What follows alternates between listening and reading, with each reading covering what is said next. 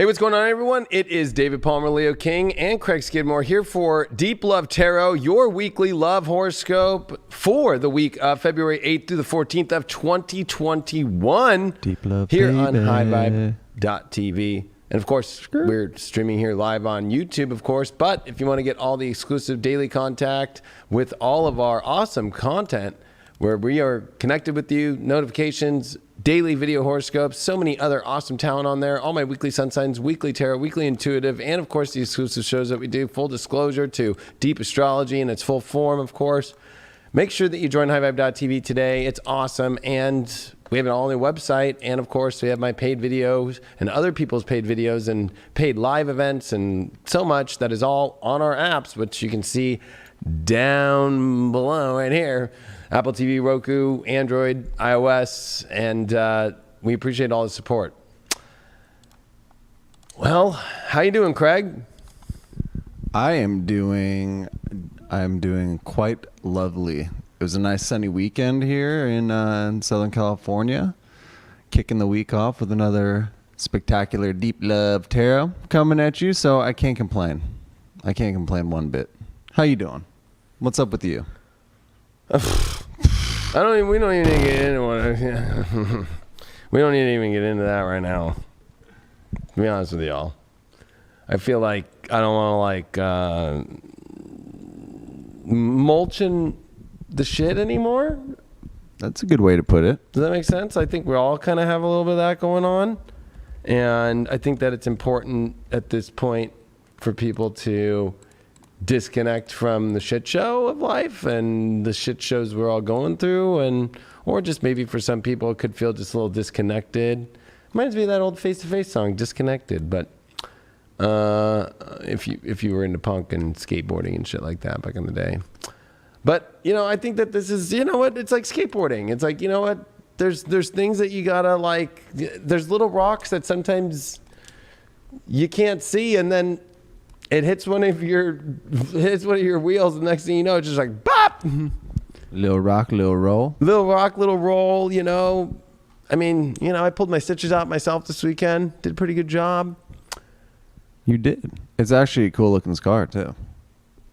What? It's a cool looking scar.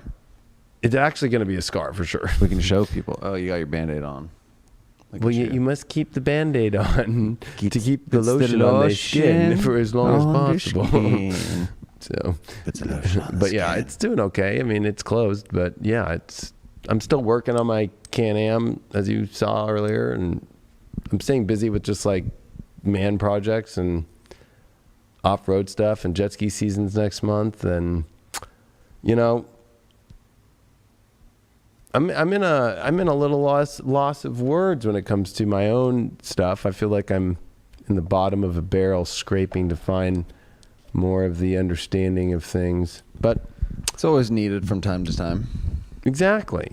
And that's why we do this show, to help get a better understanding of what's going on with your love life. So, if you never watched the show before, we are going to, of course, I'm going to do a collective where I'm going to tell you the astrology real quick here. Then we're going to pull all the cards for your love life for the collective. And then we go and pick from the high vibe. I love God. All the gold, the chalice and the goblet and the ghouls. The high vibe gold chalice.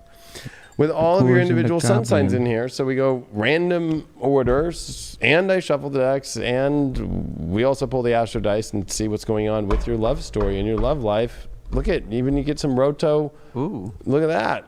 If people want to know what I use for my eye drops, because I'm in the camera all the time and I have lights in my eyes all day, all night, all the time. These are the Roto Red Cools. I actually like the pink Roto for electronics. That one works good. Or I use Visine, or no, I don't use Visine. I use Clear Eyes Comfort. Ooh, little comfort. I like the menthol in my eyes. I don't know what it is. Some people think it's crazy, but I love it. Yeah, I can't do the menthol. I was amazed though as to how clean cut and precise those zodiac signs are over there. Which ones? In the gold goblet. Oh yeah, I think Ann printed some new ones out, or Maya, or somebody. They're very here. Straight edged. Somebody here at the team did. Very straight edged. I mean, but I always laugh at with this. I love this chalice. Don't get me wrong, but if you watch Indiana Jones and you do watch The Last Crusade, right? It's like, this is definitely not the cup of Christ, and doesn't end up too good for him when he picks this one. Do you remember when he turns into the old man and he dies within a second? He grows long hair and turns into dust. You're gonna have to make your own new destiny. It just shows the swastika logo at the end, and he was evil. And then he goes, he chose poorly. Poorly. Time to rewrite your own destiny. There it is. All right, let's get this collective reading ready. We have a crazy week in the astrology. There's been some disinformation out there too. I'm glad Rick Levine made a post about it. But let's talk about it. So, we are here, 6 planets in Aquarius this week. Now, I know there's been this thing going around saying, oh my gosh, that the last time that we had this much Aquarius was during the Dark Ages, and what happened was it got rid of the plague. No, sorry to say, it was 1962, 7 planets in Aquarius with a south node and an eclipse. And no, there was no plague at that time. And sorry to say. So that's just a lot of BS going around. But that's a lot of the BS astrology going around that's on Instagram. I actually saw his post about that, and it's strange because I don't really see his posts usually. So. Oh, I commented on it. Oh, maybe. There we go.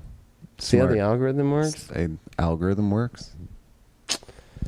But, you know, this is a week to where I have to remind everybody, we're in the opposite of Leo. And not because I'm the Leo king and I got a bunch of Leo in my chart. I'm just saying we are in the opposite of Leo. So you have to always do that kind of compare and contrast, especially when you have 6 planets. It's like, what the heck? And a new moon. And we're starting a Chinese New Year, the ox. We're going from the rat to the ox. So we're changing up a lot of things this week. And when you come to this change up, it almost feels like, especially in Aquarius, like, where's my future going? Where's my future going? Where's my future going? Where's my future going? Where's my future going? Oh my gosh. And with Saturn starting to square Uranus, that's a big deal. I mean, Saturn in its home sign of Aquarius, Uranus and Taurus, this is definitely a weird moment in our values and understanding where the values are that connect to the future that we want. And there's something that's missing. We can feel numb. We can feel disconnected, because the opposite of Leo is Aquarius, and Leo is where you feel connected. You feel super happy. You feel like the world's shining bright, you know, and in many ways, I'm not to say that Aquarius doesn't feel bright, because it can feel very cool and very electric and very unique. It's just we're in a different energy. We're in an energy we're not used to, we're not at home with. And when it comes to love life situations, man, this is like, you know, you start looking at people and going, okay, who really would work in my future? Or you could even look at your partner right now and be like, why, this is all turning in such a weird place. Like, what the hell's going on? But I think that it's important for people to remember deep in themselves to take that moment in their life and really look at Mercury retrograde. It's the only planet retrograde. It's going to be with Venus, and it's going to square Mars. So don't get into bad arguments this week, because that can be very apparent in love with this new moon energy. And with Saturn squaring Uranus, like, this is shattering people's realities. So if something doesn't turn out your way, and if you're gambling on sureties right now, or for sure energy to happen this week, oh boy, I would take the gamble of the unpredictable, because anything that you feel is for sure doesn't happen. Anything that you think will happen doesn't happen. So you know, it's almost like that's where kind of it feels a little numb in Aquarius, because we almost want to take a neutral position and wait for the universe of how the unexpected is going to show up. And especially with love, with Venus in Aquarius, and with it being Valentine's Day week. You know, I always say, you know, the reason why the Gregorian calendar system is so off is because, Aquarius should be like festival season or stuff like that, right? It's about groups and people and friendships and all these things. But, you know, love, and why do you think Valentine's Day doesn't feel as romantic as usual, right? Your anniversary might feel more romantic than Valentine's Day. And there's always never anybody happy on Valentine's Day, either the woman, right? Or, I don't know, we're dealing with all these different pronouns in different ways. So non-binary to whoever your partner is, but it seems to be on the more feminine side, right? It's like if the guy doesn't do good enough of a job, then, you know, it's like, boom, like they're not romantic enough. And it's such a weird moment, because Valentine's Day in the middle of all this Aquarius, Venus in Aquarius, Mercury retrograde in Aquarius, like, whoa, talk about, you know, the opposite of Leo, the opposite of love. And then also Scorpio is the missing element here. At least there's Mars and Uranus and Taurus. So the Leo Scorpio energy, which is love and sex, are missing, and they're being all opposed or squared. So this is us looking for our passion, our happiness, and our excitement. It's almost like, while looking for the best future that we have. And I would say that with Saturn square Uranus too, it can feel like, why are we not being edgy enough? Why are we not taking enough risk? Both planets deal with risk, and both planets are assessing which risk to take. So there's definitely a big choice, a big risk. And where's that edge? Where's that edge? Do you got that edge, Craig? Are you ready for some cars? But you got that edge? I'm ready to jump off the edge into, Are you ready? Into the abyss of love. Jump off the edge into the abyss of love with us here at High Vibe TV.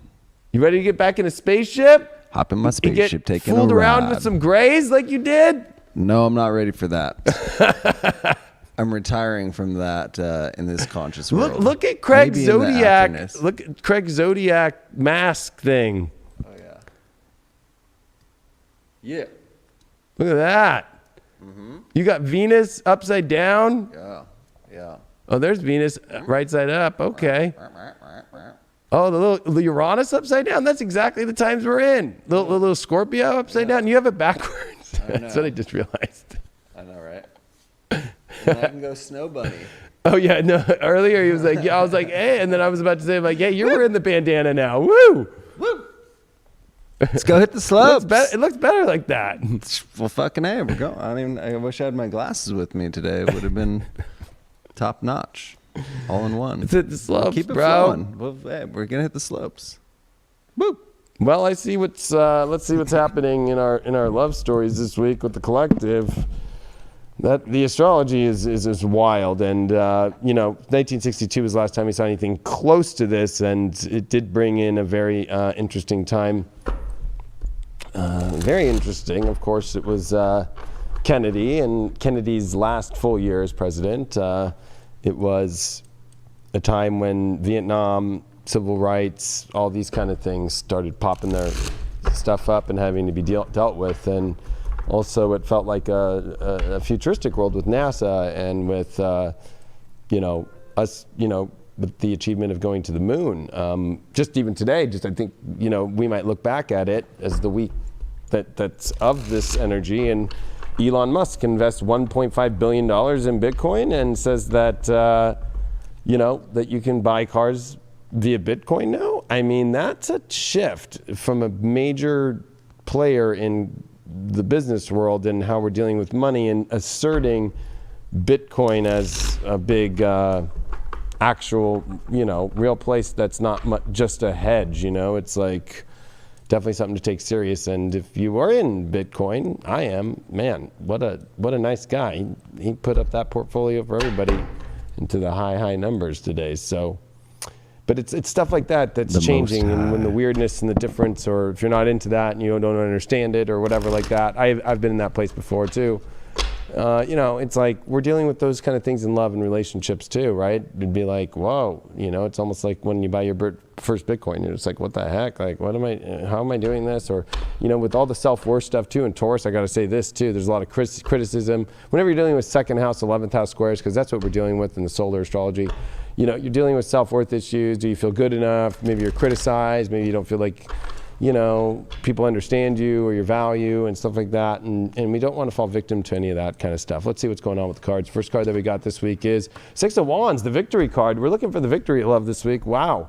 Our challenge card that we got here is the Knight of Cups reversed. So we're definitely having some problems, feeling stuck emotionally, not knowing which door to open, where to go, wanting to be the comeback kid, when it comes to emotion. We got the Three of Cups as the overall, which is the party card. There's something to definitely celebrate about. We got the victory card, we got the party card, but we're stuck emotionally. That's a little bit weird. How do we get through that? The Hermit reverse. We got to get out of our little patterns, and we got to not be afraid. We got to let it loose. We got to let it fly. You know what? These ladies let their tops fly off, I guess. They were living their life out to the moon, right? Wow. And especially that Six of Wands, like, it's something, I gotta say it, because she's looking at herself on the bus. There is something to say about that victory, right? Like, she's accomplished it. She feels, that she's admired. Like, are we gonna pick relationships of, like, actually even in the physical aspect too? and the passion aspect of what we really want instead of like settling for kind of second best or, you know, this is the best situation for me or whatever. We want to have a love that we celebrate, that we're like, fuck yeah, that fits the motion, that fits the victory. I'm not stuck emotionally. I would leap into this is energy where it's about leaping or you're not leaping at all, because if you're not leaping, you're limp. You like that one? A little limp biscuit. You're a little limp biscuit. You know, maybe if you got a problem with homeboy being limp, you got to pay attention to that shit. All right. Why did we get that 6 of Wands? What's so victorious about this week? The world. We're getting the completion of this old world and a new world of victory for love this week. Bang. You know, and I'm going to say, because this is the astrology, and I'm going to add that in right now, is making us feel like that's impossible. But I'm here to say that the impossible is possible. And some of the possible is impossible. Why are we having the party of our lives? As 3 of Cups came up, it's like there's something extremely intense to celebrate here. The impossibilities are now possible. The moon reversed. I think we are letting our emotions out after they have been emotionally suppressed, and we have felt like we are in a bad emotional numbing / suppression, stuffed emotional brisket in Craig's cooker for years, and finally we get to actually eat the brisket. Like, it's almost like 18-hour pork shoulder this weekend, actually. Oh, so 18 hours. So 18 hours. I mean, you know, of emotion suppression is a long time. Just melting away. But I would say that this is us freeing the emotions, the world changing for us to find the victorious one. And remember the victories that we've had. But, you know, I see that Hermit and that Knight of Cups is definitely us having to take a leap. And in order to move out of energy that's been feeling very restrictive and very cut off. Because that's just like where we're at. Like, we have to take leaps. And anything that we don't want to leap for, I think that it's because we don't see the victory there, and you can't feel weird about that. You can't feel like you're a bad person about that. There's definitely experimentation that has to happen with Aquarius. You gotta take the risk and see. There's definitely risk assessment, but there's also the assessment of if you don't take the risk, then you know you're not gonna get nada. The overall that we got is the air element communicating. So be very clear and be honest and just communicate. You know, if you're not gonna communicate, you're not gonna be honest, or if you're having communication issues this week in your love relationships, which is always apparent, but this is definitely being like a very triumphing, like, hey, pay attention to this card. Like, we're going to need to do that in order to understand. And also it deals with the environment we're in. It deals with the best way for relationships and the kind of world that we want to have, and then it's understood. So clarity is going to be a big part of this week, too, to the victory and to understanding to take the leap. We don't want to take a leap and then have the person be like, what are you doing here? Or why did you put so much in? And I never said that, and yada, yada.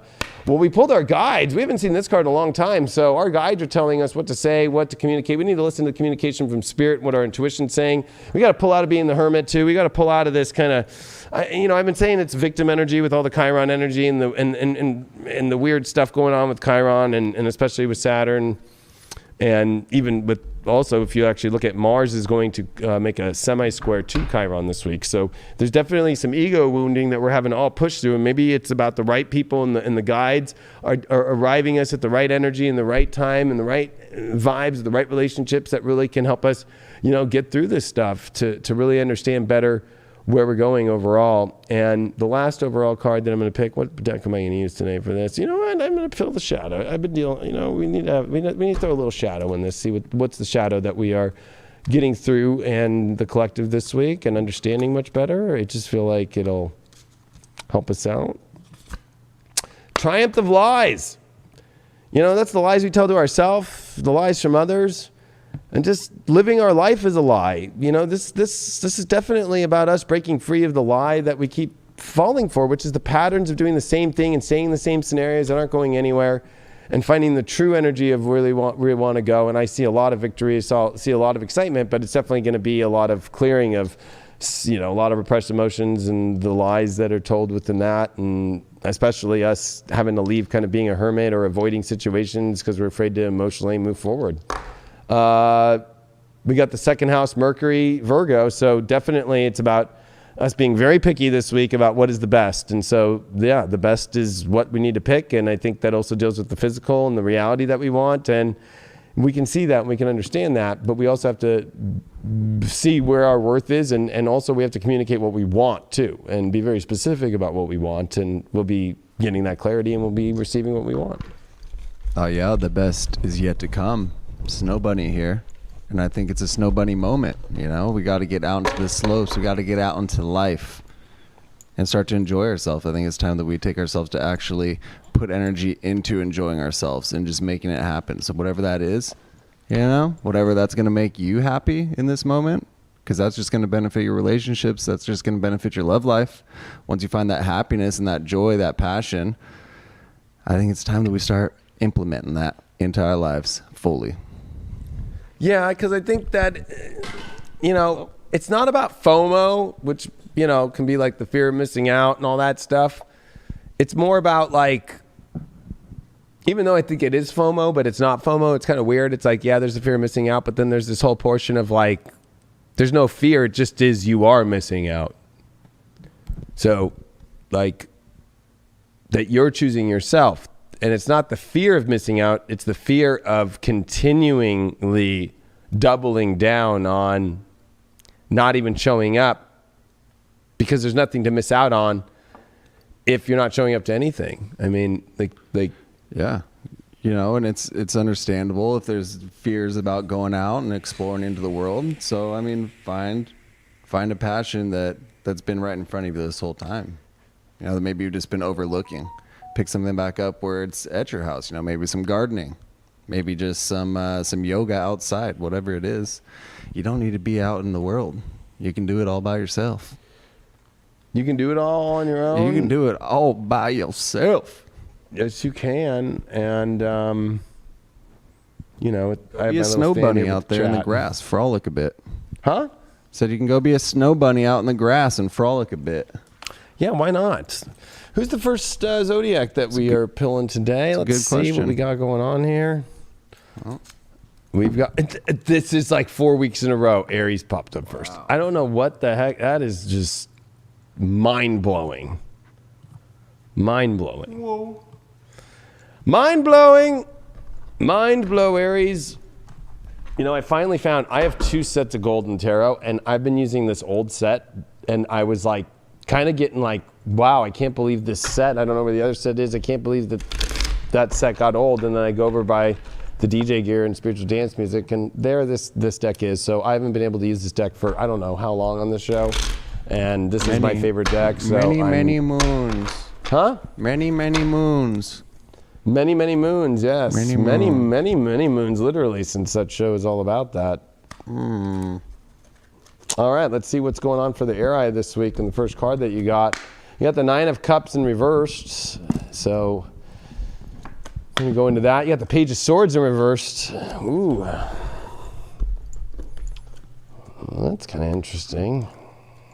Your overall card is the 9 of Swords upright. Okay, this is becoming very clear very quick. And you pulled the 2 of Wands as your way out. So 9 of Cups is overindulgence, you know, over optimism, too much optimism. Everything's going too good. And then there's the Page of Swords reverse. That's a challenge, right? The communication's off. What you thought was going to be is not. What somebody says they're going to do, they don't. And the overall here is the 9 of Swords, which is, you know, the nightmare of the realization of all that stuff.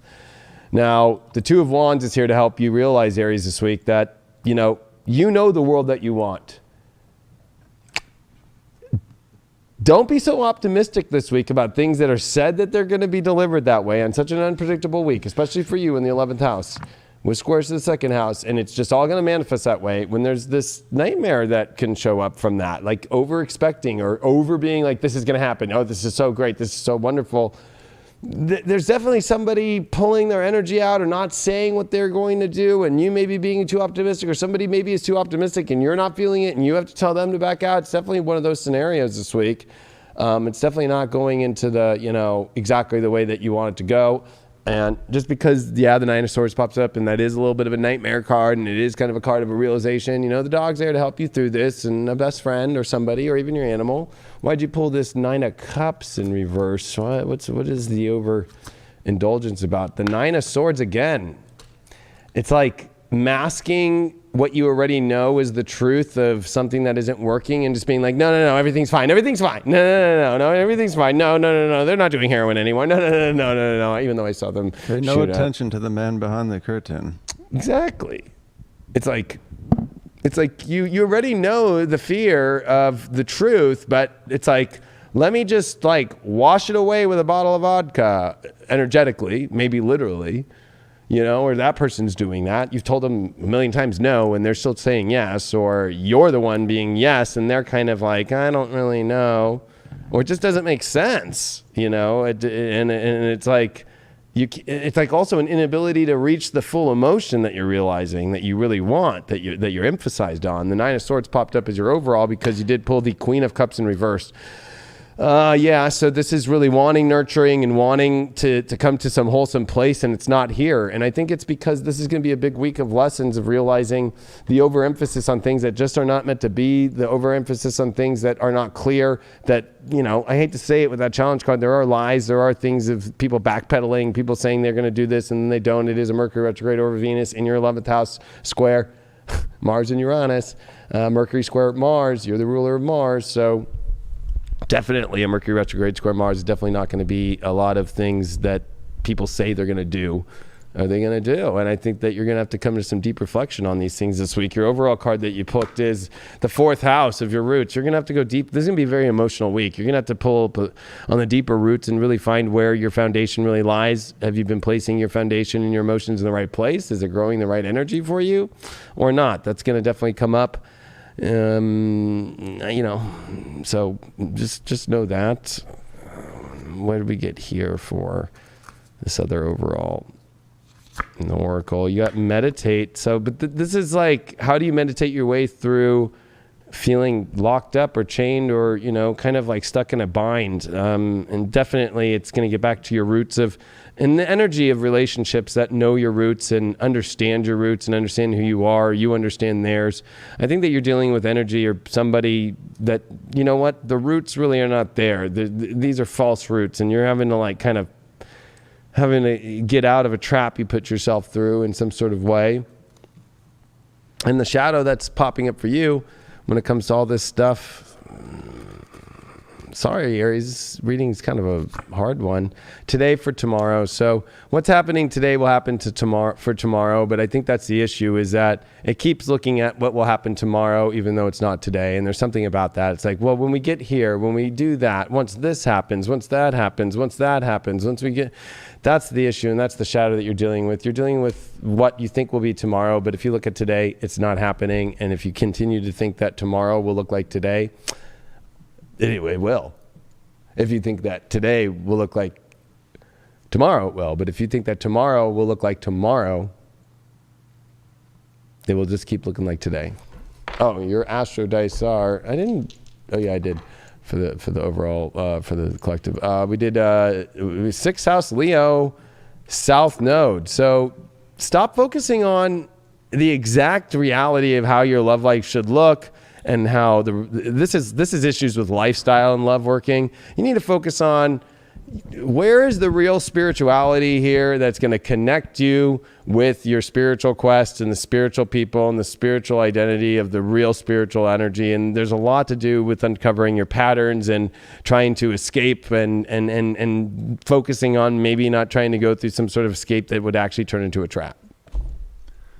Yeah, and there's almost an aspect of maybe getting lost within inside yourself or getting lost on tasks, or individuals that don't necessarily matter in the long run. They're not really going to benefit you. And so instead of putting your energy towards these tasks or towards life in general and these aspects that are going to be uplifting, that are going to help you to step in the right direction and get in the right path, those are what's kind of needs to get focused on. And it's easy to get sidetracked But you just have to acknowledge it. You just have to look at it and say, okay, where am I putting my time? Maybe it's on your phone too much. Maybe it's on the computer too much. I get those notifications and it's like, oh, your screen time was up 20%, blah, blah, blah, blah. And it's like, fucking A, well, there's times right there. There's little moments where you can kind of change and kind of reset yourself and get back onto that right track.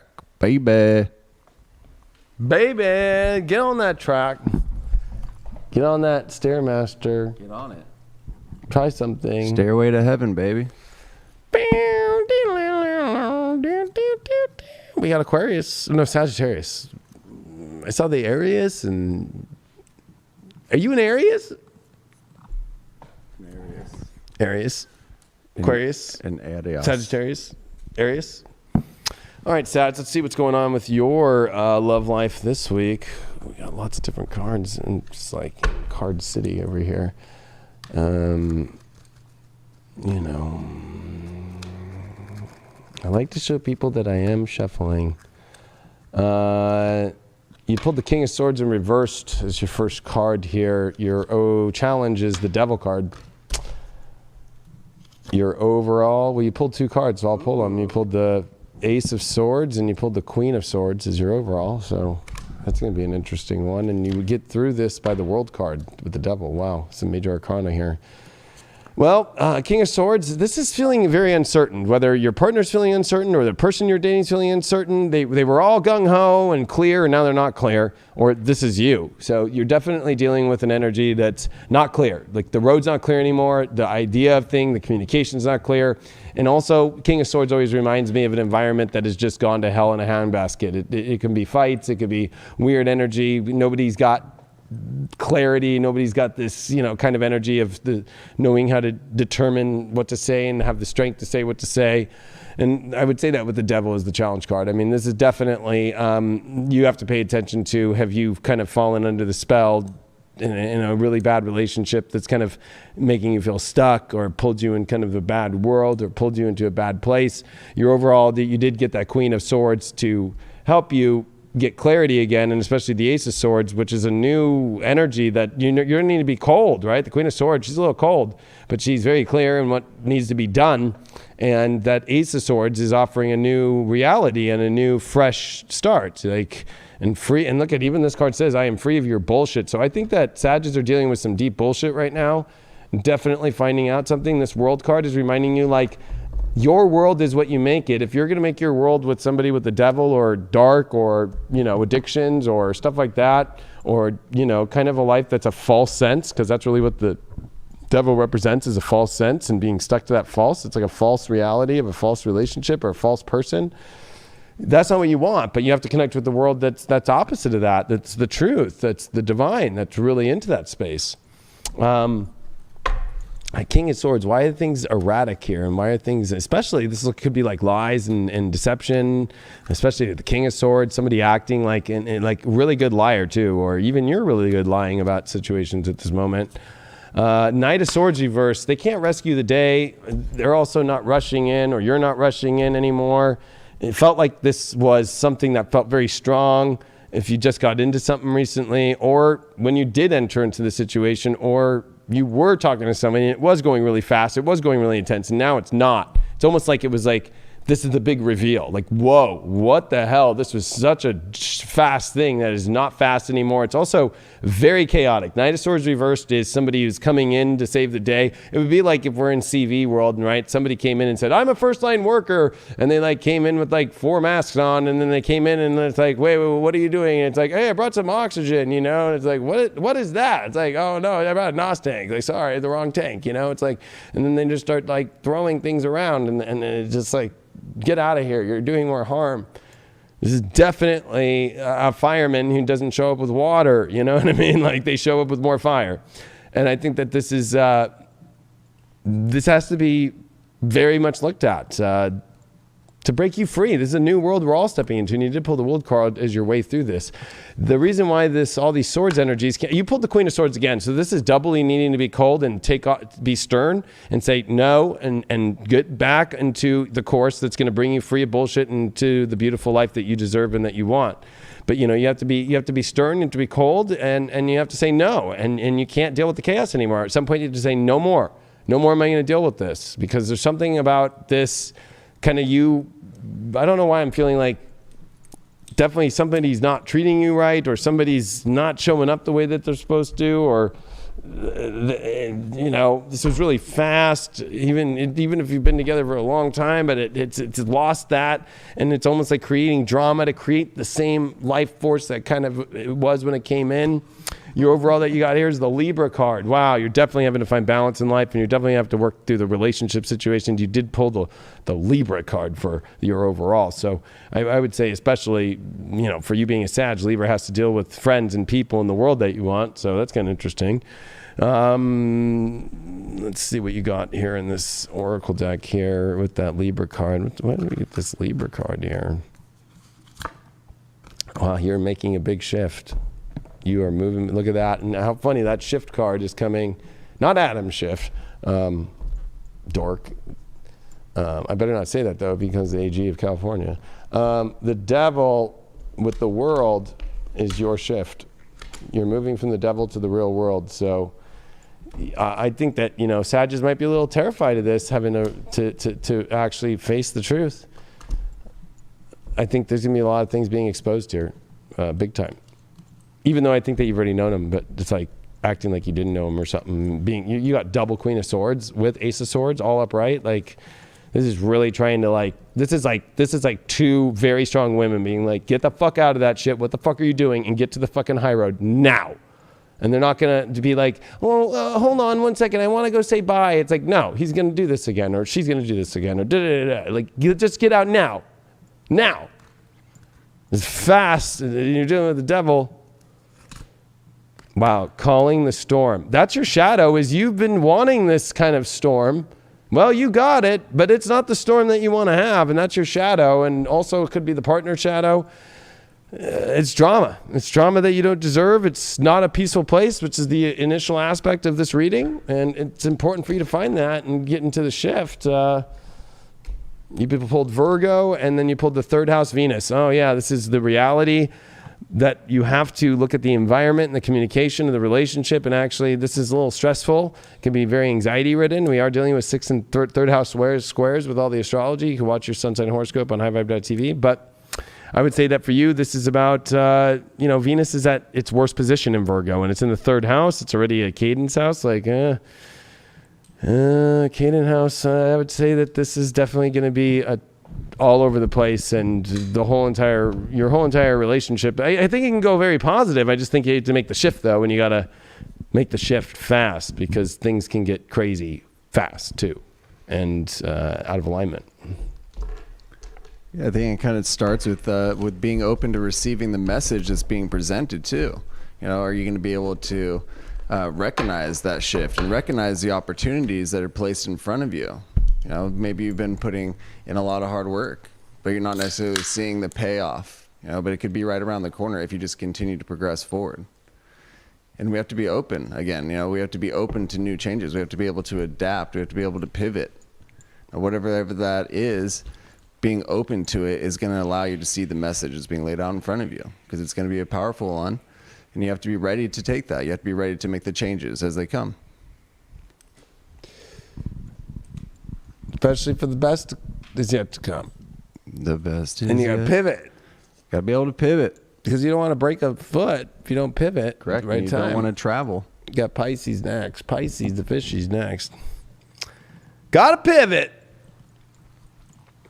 It's okay to pivot too. I think it's interesting. Sagittarius are coming out of a lot of second house Capricorn energy, where they were attached, and now it's just a lot of freedom energy and move about the cabin. All right, Pisces, let's see what's going on with you this week. We are going to go a little vampirous on you. We're going to go a little vampirous. I love this. This is one of my favorite decks besides the Golden Tarot, of course. I love the vampirous deck. I gotta say, I do love this. The Vampiro. What? The Vampiro. I come to suck your blood. Oh, yes. I like a good vampire. Kind of, what can I say? Little Deacon Frost. In my younger years, when I used to look young, people would say, oh, man, you can do those, Twilight movies and all that shit. And I was just like, I don't know. Not into that. I think Twilight's lame vampire stuff. I know that my niece is going to kill me. Oh. Well, we got the 7 of Pentacles in reversed, so we're going to go into that. It's not the worst card, actually. We got the Emperor as your challenge. Your overall that you got here is well, you did get the Knight of Cups upright as your overall, and your way to get through this is the Tower. Wow, you got the Tower and the Emperor. Well, 7 of Pentacles is definitely... stop putting energy, Pisces, into where you're not getting the investment back. It's like putting a lot of energy in and not getting anything back. I mean, you got to make an assessment of how much energy you've really put in. So maybe you haven't put in enough, and then you've been saying, well, there's no investment there. But it's like, have you really put in enough?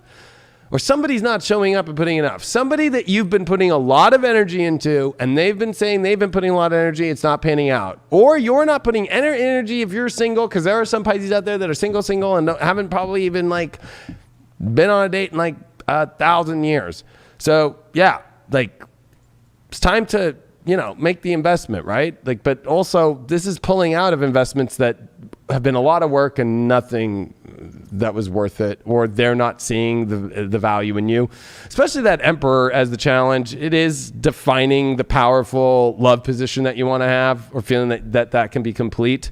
I would say that with this, this Knight of Cups, it's time for you to move on emotionally to where you really want to go. And that's your challenge, is well, where do you want to go? You know where you want to go, but the challenge is that you're too afraid to tower situations that are not even worthy of that energy, because that 7 of Pentacles there with that Tower card, I got a feeling that it's you're afraid to destroy an investment that's not worthy anymore, to move on to new energy and take the power back in your life, and take the power of moving forward into emotional positions that are powerful. Because I feel like you're dealing with some very weak energy, and you're trying to find power out of something that doesn't have it. So I don't think this Tower is actually a bad thing. The Tower is taking the Tower back in your life, and taking, authority back in your life too. I got a feeling that you're also dealing with somebody who is very authoritarian.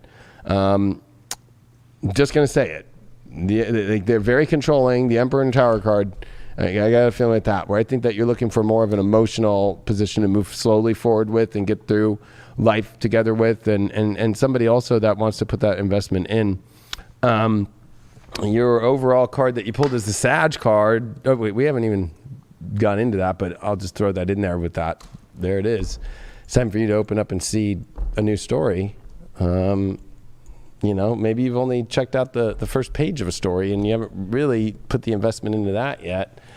Why did this 7 of Pentacles come up?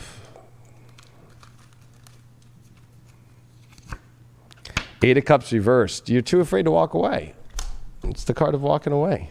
I mean, too afraid to put, everything in the trash can in the outhouse and just close the door and flush it down the toilet. But you seem to be addicted to staying in the situation with somebody, or some situation where you're putting all this effort in, you don't even want to be there, and you're not getting the investment back, but you're having problems emotionally walking away. You're too afraid to go see something different.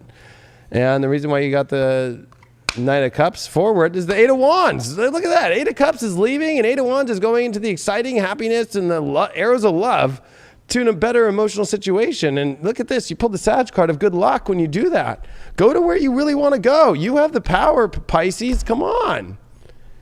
You gotta explore, though. You gotta see. You can't stay in the same energy all the time and expect something different and not let go of that, and be more open, be more carefree. Don't be, be more open with the energy that is willing to invest, of course, because maybe you were open and carefree to some really bad energy. Why'd you get this Sag card here? What's going on here? Nature spirits. Well, yeah, I think that I look at it more like natural spirit, I think that you're dealing with people that are not energetically natural. It just doesn't feel like they're natural souls. I don't think they know what their soul is. They don't even maybe do soul work. They act the part, but they're not natural. They don't know what they're doing. And it's time to go adventure into energies that it just feels natural the way that things work. It doesn't feel like it's this big show and dance. I feel like you're kind of dealing with more showy energy instead of just, wow, we just feel like we have a true emotional deep connection. And I think that that's a big part of it. Your shadow that you're dealing with all around, whether it's in yourself or somebody else, and you'll see combination in all of it. Is sacrifice. Yeah, it's time for you to sacrifice the bad stuff, or you've been making a sacrifice for unnatural things and not seeing the right story that is righteous to the beautiful story that you could have. You got the arrows of love as your overall. It's time for you to move on emotionally to better waters, to where real love is, and leave this really poor investment that was made, but you learned a lot, and you can sacrifice that while not sacrificing the lessons that you did learn.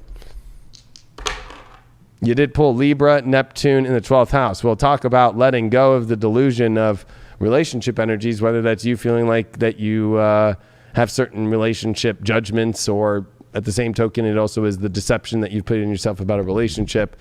You're becoming aware of it and needing to subconsciously become aware of it, or suffer the consequences of being delusional about it and kind of getting into kind of very sensitive and especially with all this 12th house energy, oversensitive alignments that could be very sensitive and hard to deal with. I feel like there's an aspect of maybe even sacrificing yourself. You know, you've been sacrificing your happiness or what your really wants and desires are. And I think that's no longer going to be suitable for you. It's not going to be suitable in the long run if you continue to suppress. You know, so I think that it's really about using that force behind you. You know, using, you know, the energy of the ocean, we'll say, you know, use the tides as they flow in. You know, there is constant strength behind it. And yes, it may be slow and steady at times, but there is that constant flow and that constant progression. And I think that it's capable if you actually delve fully into it. If you actually allow yourself to fully experience that life force, it's going to be attainable. It's right there for you. Yeah, because I think that we can kind of miss the boat if we don't dive deep into what we know is the best energy for us, but we're diving deep in when we know is not the best for us. It's like we're missing out on a lot. We're actually not diving deep at all. We're stuck, I think, you know, and we can act like we've put a lot into something when really the only time we put something into something is when we receive something back. Like, every time that slush puppy machine broke at Irvine High, after I put like $1.50 in, and it was only like 25 cents or 50 cents at the time, I didn't go try another $20 of quarters, you know what I mean? Or if you were at the laundromat and you put in a bunch of quarters and it doesn't work, you definitely don't go put in another set of quarters because you know it's not going to work, right? It's like, that's not diving deep. Like, it's like, okay, like maybe I should try a new laundromat. Maybe I should go to a different slush puppy machine, you know? And go diving deep there. And that could be a hard process, you know, because it's like, well, I already put this much in. It's like, well, you really didn't. It didn't come out with anything, so you didn't put anything in because you didn't get anything back. And that's the only thing in that life works, right? Like, you take a breath and the breath comes out, you know, and it gives you something, gives you oxygen. And so anyway. Slush pupping all day long. I can slush pup all day long. I like the slush pup. I got a machine from a fan, and I have to set it up, and I have the juice. They even sent a whole gallon of juice and everything. Bro, I know we should be on that. Libra. Yeah. I think Libras are about to have a great reading. Look at you. You talking to a Libra right now or something? No. Some people think that, like, I get messages all the time like, oh, you were only nice to this sign because one of you or Craig are talking to somebody in that sign. I'm like, are you fucking joking? Like, oh my God. I can't handle it. That's what we make this show, honestly, to where, like, it is so randomized by even picking Libra and shuffling and doing it in such ways that, like, there's no way for us to just, like, you know, rig the reading. Rigor mortis. You know, this is not something this is not called Dominion Tarot. Popping. It's a good joke. Porn popping. By the way, we're switching the name from highvibe.tv to Dominion Astrology and Tarot.tv. We will change your life. 4 of Wands. Look at this. Maybe you are right. Look at that. That's the marriage card. It's also the car on fire, but the car on fire of love. Like, this is definitely the celebration card. So there's going to be something to celebrate about. I mean, it's, you know, it's definitely like a ceremonial card, though. Definitely something to have a ceremony about. And wow, look at the challenges. The 3 of Swords in reverse. The broken heart, but reversed. That's going to be an interesting one to go over with Librans. Again, Oof. The overall is 3 of Swords reversed. 2 heartbreak cards after a ceremony card. And then you got the Devil here with yours truly on it. So, I got a feeling that Libra, you know what? The only thing that's going to be celebrating in life with 2 3 of Swords back to back and with your challenge and your overall is situations where you're not happy. Like you keep getting brokenhearted. It's time to stop doing that and stop celebrating things that you're not. And with the Devil, as you're actually way through things, it's not about being with some sort of dark energy. It's about being with actually the energy of like what you really want, your desires, because that's the positive side of the Devil card is what your desires are and everything. And I got a feeling that you're just dealing with limp energy. And I mean, that's pretty clear. I mean, it's pretty simple. I mean, it's that cut and dry. I don't care if you're in a relationship or you're supposed to get married or you're single. It's like you're dealing with just some really weak vibes. And I think that also could be in yourself. Maybe you're feeling weak and it's time for you to bring that edge. You are dealing with a lot of 8th house energy, square the 5th house. You are dealing with the most love aspects in the astrology for the 6 planets in Aquarius. So why we get this celebration, we can get a little bit more deeper into this or what you keep celebrating. Maybe the car keeps catching on fire and you keep thinking it's the greatest car in the world, that relationship, but it's not. Well, you pulled the King of Wands reversed. Yeah, I think that you're celebrating energy where, people are not showing up as the true powerful love that they are, or that it's like somebody's lingering around. And I think that you feel stupid. I think that you feel like you don't know what to do to get to the ultimate marriage or ceremony that you really want. Should you? It's almost like or your partner is not showing up with the true happiness, or the person that you're dealing with is not showing up. They act celebratory, but they're not. They're like, it's like, where are you really showing up for it? It's like I got a feeling it's like when when you get married or whatever, right? You like work with your partner and set up the marriage. It's like, it's like, so we'll do this is the food. And it's like, yeah, whatever. It's like kind of this energy of like, yeah, I don't know. And it's like, what? Like the wedding singer. Correct. But at least he could sing. The Tower reversed with this 3 of Swords reversed. It's time to avoid a Tower moment of heartbreak in your life by actually pulling out of a situation that is gonna go bust. I've been feeling that one for so long and I've been repeating it a lot lately, but it's come up again, avoiding a Tower moment. Like, you think it's a Tower moment now. Or why are you afraid of love because you think it's going to go bad? That's another way to look at it. Like, you're avoiding love because you're afraid it's going to go bad. It's bad now because you're avoiding it. In all such areas, whatever you're avoiding, the truth of, there's some sort of celebration that you're missing.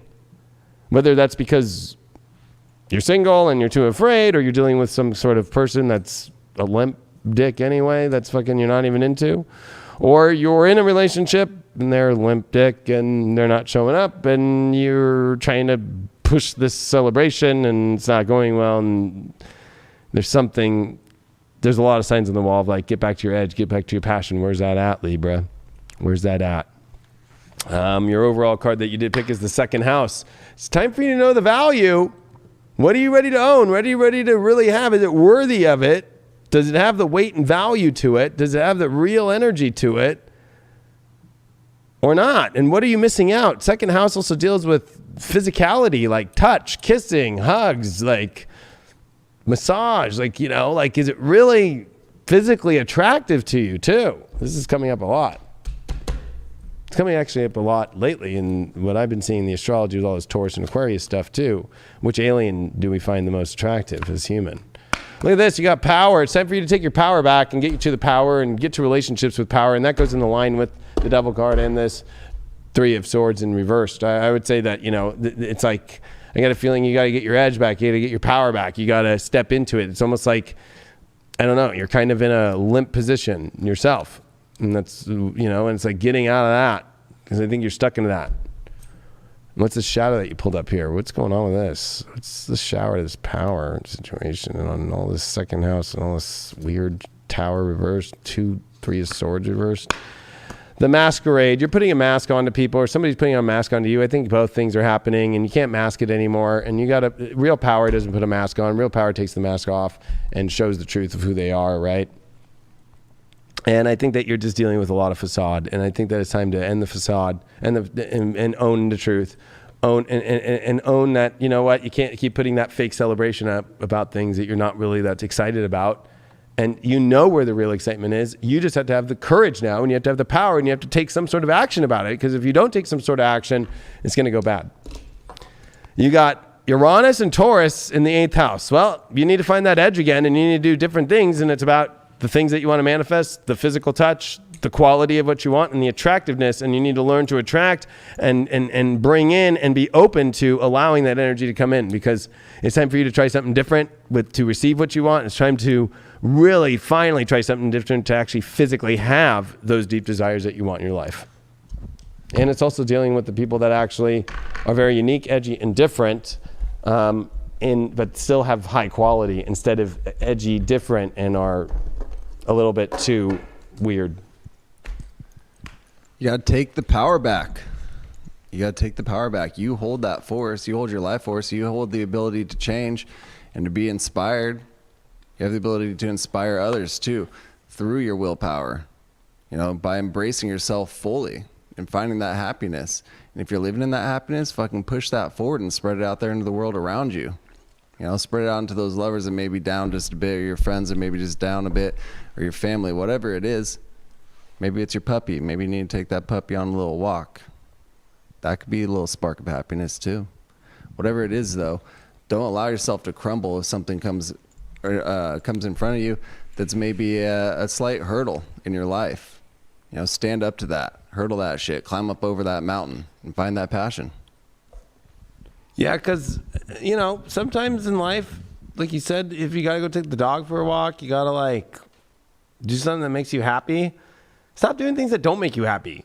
Especially like if you're with somebody that doesn't make you happy and then you're just sitting there like, I mean, you know, when I was dating in high school and stuff, and there's nothing worse than like, I remember, I've never said this story, but there was just this one time I went to a party and there was this girl at Northwood who really liked me a lot.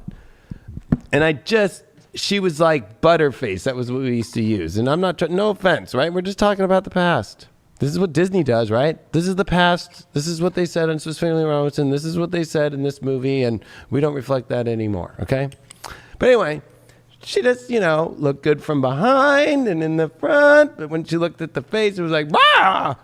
So, anyway, this was actually when I was like 17. So I was like, you know, at a house party drinking, and definitely I was mixing it with the cannabis. And so she was there and there was nobody around. I'm like, I'm going to make out with her. Why not?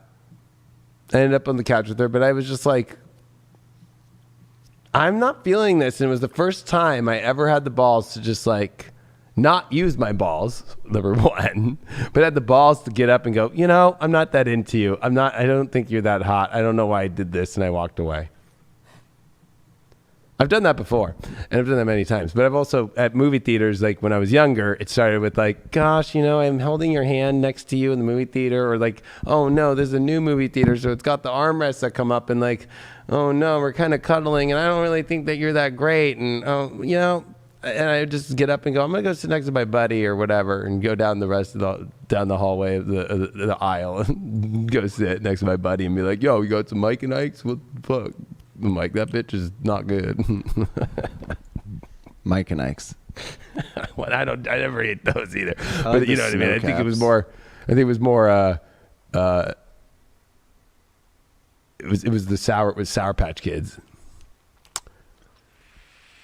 Yeah, I like the snow caps. Chocolate covered raisins also. Yeah.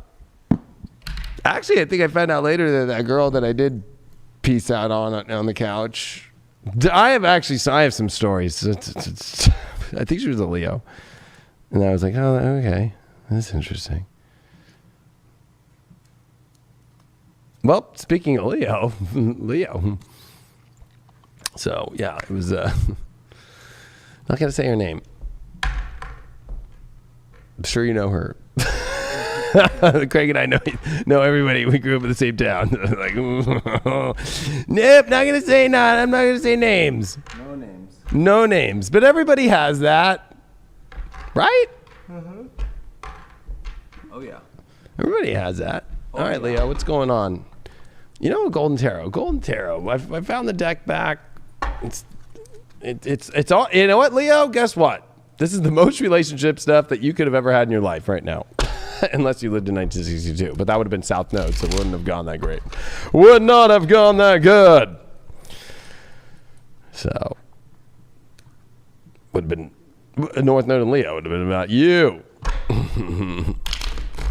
So, what's going on, Leo? What's going on for your love life this week? 9 of Pentacles. All right, upright. Challenge card is the 8 of Pentacles reversed. All right, that's not that bad. Overall is 2 of Pentacles. Okay, well, that gets a little funky. And the way we get through the challenge is the 10 of Wands. Well, this is pretty clear.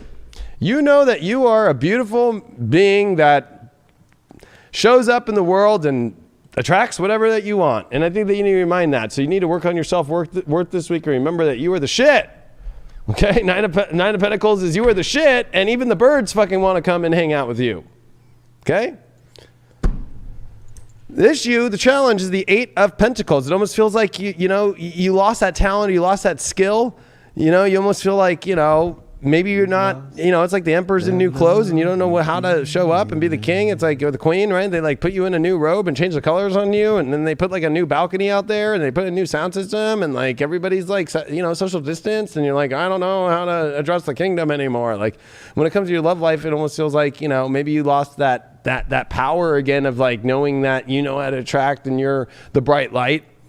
But the overall here that we got is the 2 of Pentacles. I think, there's a little bit of juggling here. And I think it's because you're just juggling like people of who really is in the world that I want to be with and knowing that they have that same energy as you.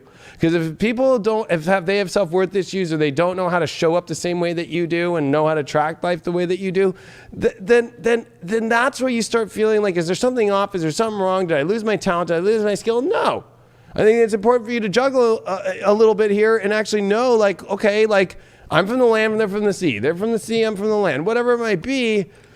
And I think that it's like, I think that you know how to do both. And I think that you know how to like do the deals and do the life. And then, so this could be juggling if you're in a relationship right now and having to get your power back of knowing your power because maybe you've not been feeling it lately. And then we got this 10 of Wands to get through things. It's time to drop all the energy and all the weight of all this energy that is feeling like that you don't have the special skills or the special talent or you don't know what to do when it comes to love, because the truth is that you are the master of love. So this is about reminding yourself that you're a Leo, that this is your relationship time, and that you have to step into the higher calling of that value and knowing that you are the shit, knowing that you're the shit. And anybody who else is going to be in your life knows they're the shit too.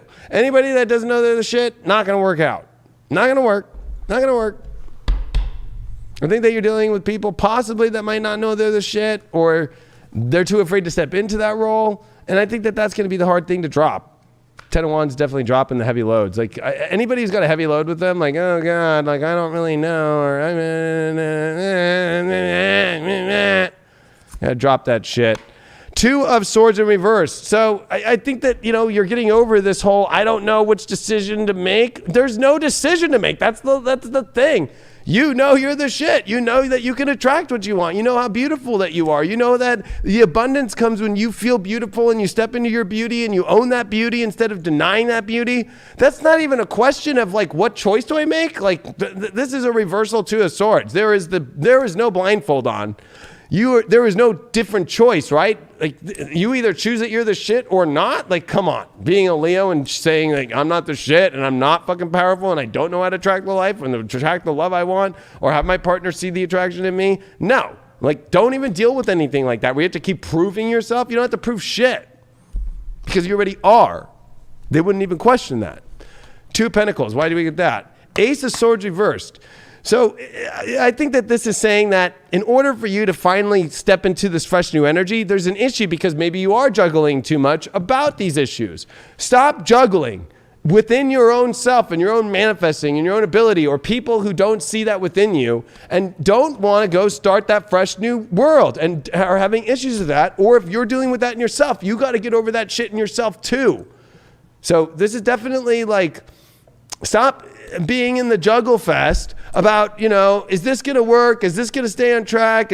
Drop all that shit and get back to the simpleness of you're the shit and watch the attraction of the shit happen. We attract shit too. Good shit and bad shit. So this is about attracting good shit and getting rid of attracting the bad shit. Knowing the worth, knowing the value. The overall card here is the Capricorn card. Yeah, it's time for you to step up into your glory. Step up into what is the energy that, is on track, that is got their shit together, that's an adult, that knows what the fuck they're doing and has the energy to reach goals and make shit happen and doesn't cry and doesn't complain and doesn't have emotional situations going on that they just like tear them down. They know how to be on the track and stay on the track, and they got their shit together. I think that's very important for you right now. When it comes to your other oracle overall here,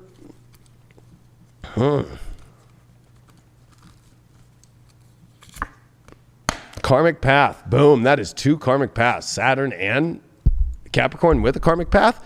There's something very karmic coming in this week. There's also purging karma, I got a feeling. We'll see with the shadow here, and I just want to pull one card. What is this karmic path? Yeah, injustices. The old paths of karma that were not fair to you, they're leaving. And the right justice energy is coming. And the shadow that came here about what's going on overall is the temple of my body. I think that, again, this comes with that 9 of Pentacles. It's almost like I think that you have kind of forgot that you are this magnificent energy. And I think that you've been just kind of disconnected from your own self a lot and just kind of like almost maybe even doubting, yourself a lot and almost feeling like, the shadow of this other person might be like they're concerned about their body so much or what they eat or their health or all these kind of things. That comes up a lot with the temple of my body. Like it's almost like maybe they put their body before themselves, or maybe for you, you're not putting, the body of yourself and your truth out there enough that you are the temple of the body in what you do. But I got a feeling, Leos are not really like crazy on others about how they should live and so forth like that. It's more like how they deal with the value of their life and so forth. And it has nothing to do about the minute things and about the bigger macro things. So I think that's just what's going on with Leos this week. South Node in Gemini in the first house. So stop trying to figure out what you need to change. Start focusing in relationships on what stories you want to go on and which ones make sense. That's what this is saying. Purge this whole trying to figure out what to do, who you are, questions about yourself. You know what? Get back into what's the story I want to go into with relationships. Yeah, and definitely, getting back into yourself, getting back into your power. Maybe you've been giving your life force away to individuals that aren't worthy of having it. You're not feeling that energy reciprocated back to you. It's not fully flowing. It's not the yin and the yang fucking going back in. As you're putting it out, there should be an equal force coming back into that aspect of your life. So I think it is finding your power. And, maybe you've been giving, and now it's time to take. And that's not selfish. Putting yourself first, not selfish. It's getting yourself right so you can continue with that momentum pushing forward. No, I think that you're right, because I think you're right. And then I also think it's like, stop focusing so much on the self as if there's an issue or on somebody else as an issue. It's just like getting back to just who you are, and there's no focus on that. It's just about retaining the essential essence of the natural space of who the person is as a Leo. And that's it. And it's not some complicated juggling situation. And I think that you're right. It's like just getting back to the self, and that's not selfish. Like it's not. Because anybody who's not selfish, anybody who doesn't know how to handle that self that you are, then they're not for you, and that's okay. Or if you know that and they're not ready to step up to the plate. They don't know how to step up to the plate. They're not Tom Brady. He's a Leo, by the way. Tommy B. Capricorn. So yeah, us Leos were proud of Tom Brady yesterday. Although I saw a lot of things online and he apologized about what he said, but we all don't know what he said. Capricorn?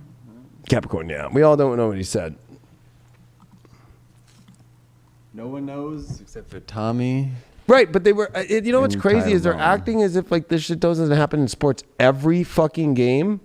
Like they all talk shit on each other the whole game, in the heat of the moment, especially the Super Bowl. I just think that we are in such a sensitive fucking bubble wrap society now, literally, that geez. And then anybody can say anything, like over exaggerate,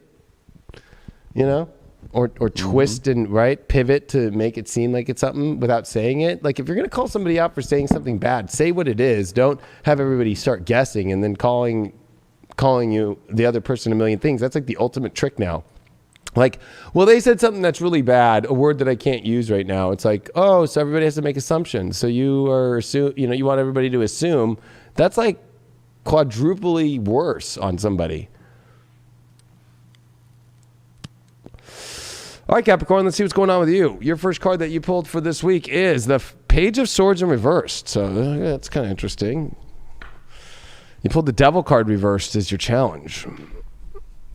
Your overall here is the Seven of Swords getting kicked down the stairs. Oh, no. She's got a Uzi, though, man. She's saving her. She's kicking her partner down the stairs to get eaten by the zombies so she buys more time. She's got a beautiful dress on, too. She got a nice Uzi. And your way through this is the Two of Pentacles in reversed. Well, I'm going to be honest. You're dealing with some dishonesty here. I don't know if you're being dishonest or somebody else is, but we're dealing with the Seven of Swords with the Page of Swords reversed. This is somebody who says something and doesn't show up, or you promise something, or you're expecting somebody to do something and they're not going to do it. You got the Devil reversed here as your challenge. It's almost like you're not aware of the deception going on, or you're not aware of a little bit of dark energy going on. I've got a feeling that you could also be just being dark to yourself, by doing things that really are not in your stature. But when we see that Seven of Swords, there's definitely some inconsistencies there. There's definitely some energy that's not showing up to be its true self, not being honest. And then you got the Two of Pentacles in reverse, and your issue is stop juggling the truth about what is not of the light anymore in their situation. It's almost like you keep trying to juggle, like, no, this isn't that bad. It's almost like giving somebody, it's like being on Maury for the sixth time, and like, is this person the person that's of my child? Like, it's the same person, and it's like, and they keep saying, no, it's not my child. And it's like, okay, this is the sixth time now I've taken you on Maury. You know what I mean? Like, Craig, the results are in. I'm not the father. From the DNA test that we have taken of Craig Skidmore and the unidentified woman here. He is half Sasquatch, Craig? half man. I was about to go there. You knew it. Craig, the Sasquatch is yours. All right. Why is somebody not showing up with the truth here? Not saying what they're not saying what they said they were going to do. Or why are you not? But I got a feeling this is coming towards you. Star card reversed. Oh, we can make this renewal happen, or this we can clean things up and all that shit. No, we can get back to that fucking passion again. No. Or this is you just lying to yourself and also telling people that you're going to, I'm starting from a new place and I'm ready to go into something, and then you renege on it and you're like, no, I'm not going to do that. No, I'm not. And it's like, whoa. Maybe you're being the devil to somebody because you're juggling something when something's beautiful right in front of you. And what's up with the deception card here? Because Knight of Pentacles, still about, it's a long journey, but at what point on the long journey is somebody willing to kind of kick you down, or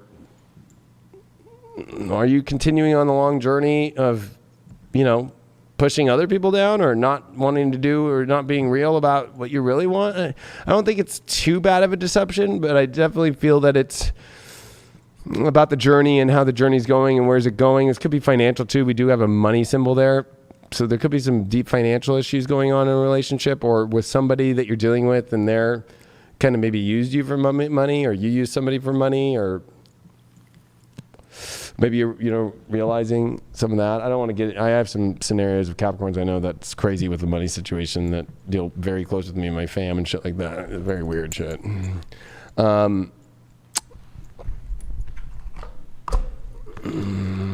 does the overall here say? Got the moon card. Definitely an emotional week. You're going to have to pull up some subconscious stuff. This is definitely with the deception stuff. There's definitely a lot emotionally coming up to the table. There's been some suppression here, but it's coming out. Or it's being pushed down, and that's the issue.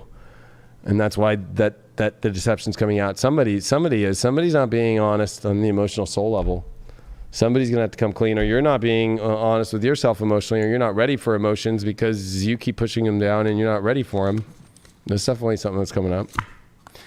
Wow, you got the shadow card. So, yeah, there's definitely a big shadow. I mean, I don't know how much more confirmation I can get. A Page of Swords reversed, a Seven of Swords, Devil card reversed, the Star card reversed, a Moon card with the shadow. I mean, come on. This is like overwhelming. I don't know. I have to pull a shadow card now. That's where you're at.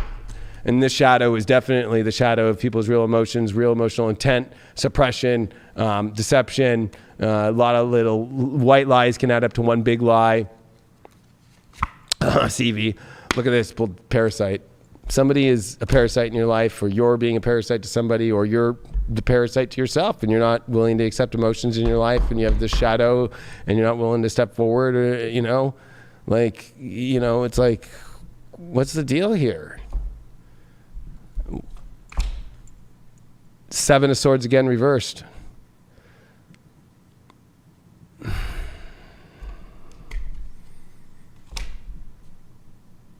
I'm going to cross that. What is that with? Ten of Cups. This is the lies that you tell yourself about wanting a beautiful life and choosing not to. Whether you're in a relationship and you want it to be beautiful, it's not going that way. Or you're single and you want a beautiful life, it's like not showing up, or saying you want to show up, or, there's a lot of shadow stuff. There's just a lot of stuff that emotionally needs to be done. There's a lot of shadow work that has to be done. And sometimes you have to go into things to do the shadow work. And it's like, you're not really going in to do the real deep work here. And you got to get involved, and you got to get to the base. We pulled another Virgo on the dice with Mercury here, and this is in it's the ninth. I was going to say, is it the sixth house? Oh, no, it is the sixth house. Shit. All right, yeah, this is your whole reality changing, and you need to change your schedule, your day-to-day life, the way that you're living your life. It's not pure. It's not in the right energy. Something's not working. Something needs to be more efficient. There's a lot that needs to be fixed, but, I think that it's like, what is the reality that you want to streamline in your life, or do you want to just keep living in a constant, kind of like cycle that's boring and mundane? And I think that you got to get out of that cycle. I think that there's a lot of emotion here repressed. It's almost like this is a major, what's it like? It's like you don't relapse when you come off. I don't know, when you come off a drug. That's always like, what happens? You go through like a withdrawal. There's a withdrawal on emotional withdrawals, truth, emotional withdrawals, and the shadow of how you live your life, and the kind of reality that you are living in, and whether or not you're having emotional withdrawals because of that reality, or you're not willing to adjust your reality, or you're too stuck on the reality, or you're too much in the hamster wheel, and it's fucking you up. You're gonna have to face it and embrace it. Wow, I like that. You like that? Face it and embrace it.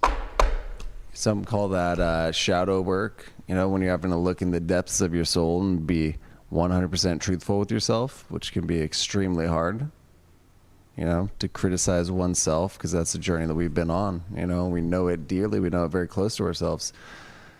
But at some point, when that emotions arise, you can't just continue to suppress. You got to dive up in there and actually see what it is that's going on, seeing what it is you can change, and seeing where it is that also you've been positive as well. Because, the shadow work's not just looking at the darkness, it's acknowledging the light too. They go hand in hand. They do. So don't get lost when you get in those depths of the emotion, though.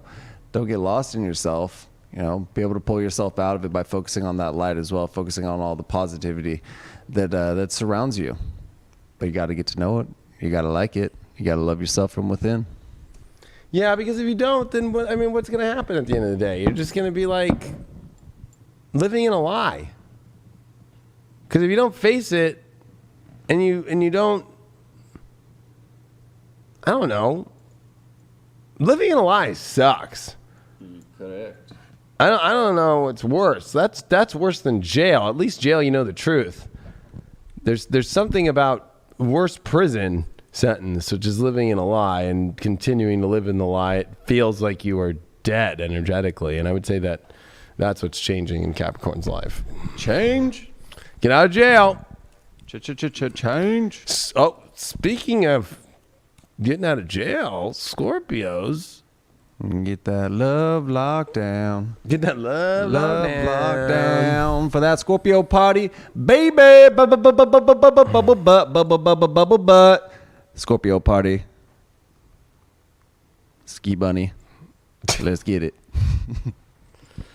That's what it's all about. Are you ready to face it? Face it. Embrace it. Embrace the darkness. Well, okay. Little Vampers deck then. Let's do it. Let's do the vampire. Scorpios in their biggest emotional transit in a long time. With relationship squares. Oh, perfect. Woo! It's getting a little hot and sweaty. And I'm feeling See what that, or it's getting really cold and icy and empty. Well, you pulled the Nine of Swords. At least she's hot and got blood and a moon in the background, but that is a card of dealing with anxiety and also kind of a nightmare. We are dealing with the Ten of Swords in reversed is the challenge. Ooh. Well, you did pull the Page of Cups as your overall. How do we get through this Ten of Swords reversed? The Temperance card reversed. Well, I mean, Nine of Swords is just kind of waking up to, you know, the realization of something. Maybe something that you don't like. Maybe somebody's going to, you know, maybe there's a partner who's told you something that you didn't want to hear. Or maybe you're realizing that, you know, you're waking up to something that you just realized and you're like, I can't believe I've done this, or I can't believe I've been this way. Somebody's doing something, and whether it's you or whether it's another person, that it's like, man, I feel like fuck. Maybe, or it's the opposite. It's like really bad. Like, oh shit, I need to pay attention. Like, what the fuck am I doing here? How am I in this?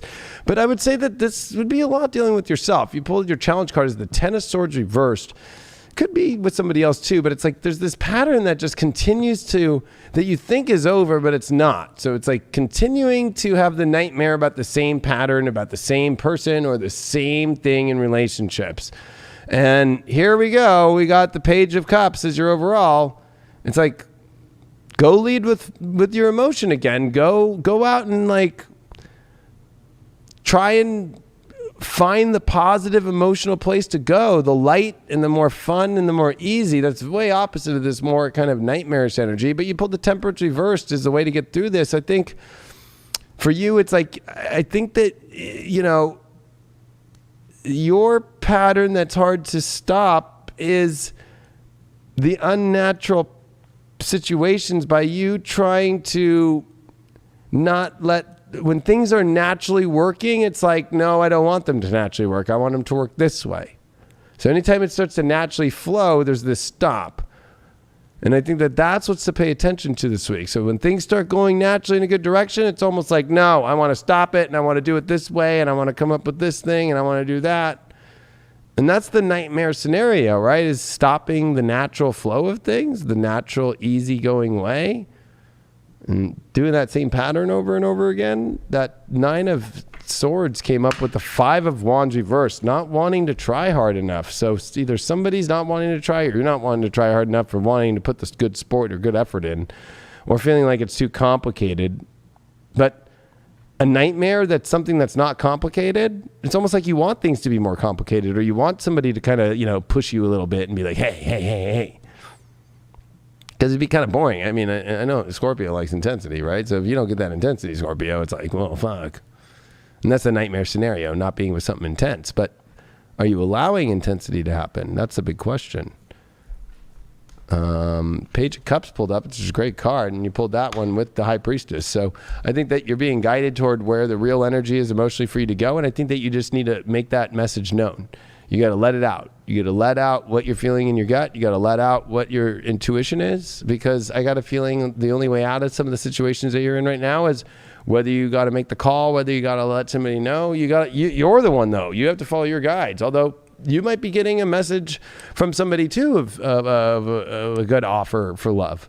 But are you going to do the same scenarios? You got to check in with your gut and be like, would I do the same scenario? If it feels like, oh, this is how I usually am in relationships, or you might have to learn to overcome that. But this is you overcoming a lot of your relationship scenario situations and so forth, from the astrology to this tarot reading and so forth. What did we get as your overall here?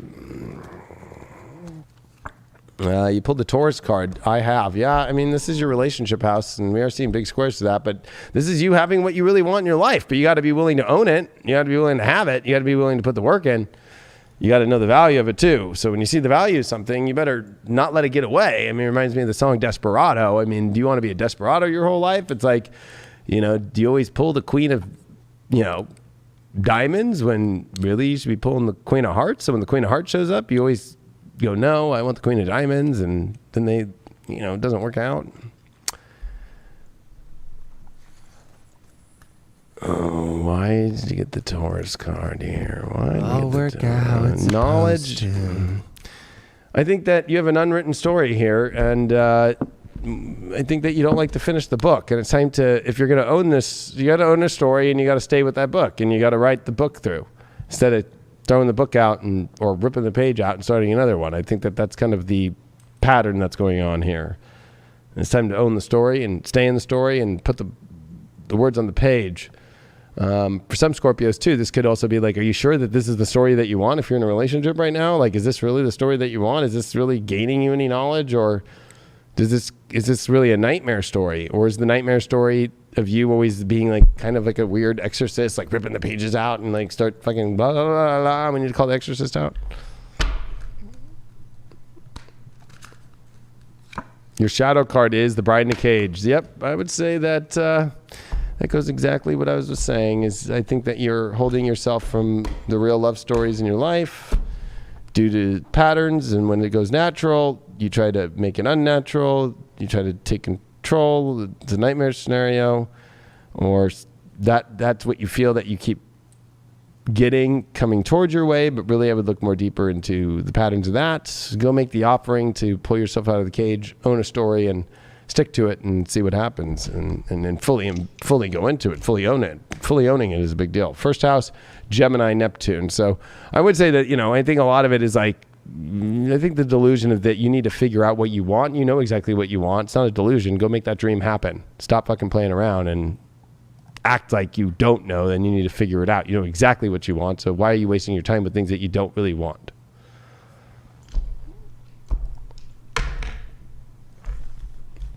Was that the dice? That was the dice. Oh, I missed it. Are you missing out on love, Scorpio? Are you suppressing your emotions? Are you not being open and honest with yourself? These are situations that tend to arise.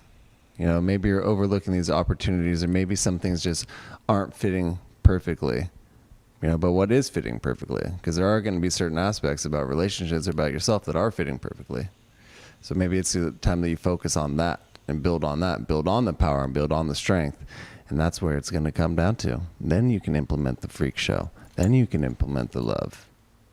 But you got to find it first. You got to find it within inside yourself and allow yourself to express it fully, without that suppression, without that fear, and with the full acknowledgement of the power that you are. You got that force within you. Come on, Scorp. Let's go hit that party. Yes, Ski Bunny, full force. You look like Bret Michaels now.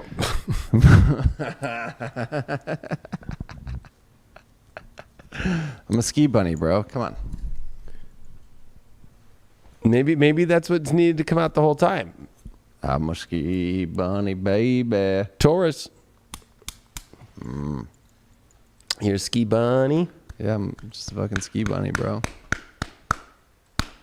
Just a little What's bunny what's going foo-foo. on in the chat real quick here? You have to spend more time. You have to spend some time. LK said it's just around the corner. Just around the river bend. It's okay, guys. I never saw him again. Good. Was he limp? Limp Gone with the biscuit. wind. Limpy Be dippy. that love party. Every rose has its thorns. Every rose has its thorns, Craig. Yeah. Every rose has. That's another Valentine's Day every thing. night has its dawn. And every cowboy sings a sad, sad song. Every rose has its thorn. I feel like we're in the movie The Biodome, but like there's only a couple people in there with the, you know how they have all the scientists in Biodome, right? And it's like, Yeah. then it's just like, no, Pauly Shore and his buddy, and they're just like throwing it to havoc, but then they turn it into an awesome thing because they're stuck in the dome the whole time. I think that's the world we're living in right now. There's only a couple people that are just in the world, right? Like if we were to take the mass majority that are like, what do you mean? Like everything's fine. Everything's going to be okay. And then all these scientists and all these people that are following what the scientists are saying, like, no, you can't do this. You can't do that. You can't do this. You can't do that. You can't do this. So, oh my God, we live in Biodome right now, the movie. Are you Pauly Shore or are you fucking one of those weird scientists? And then they find out at the end of the movie that none of their science was right.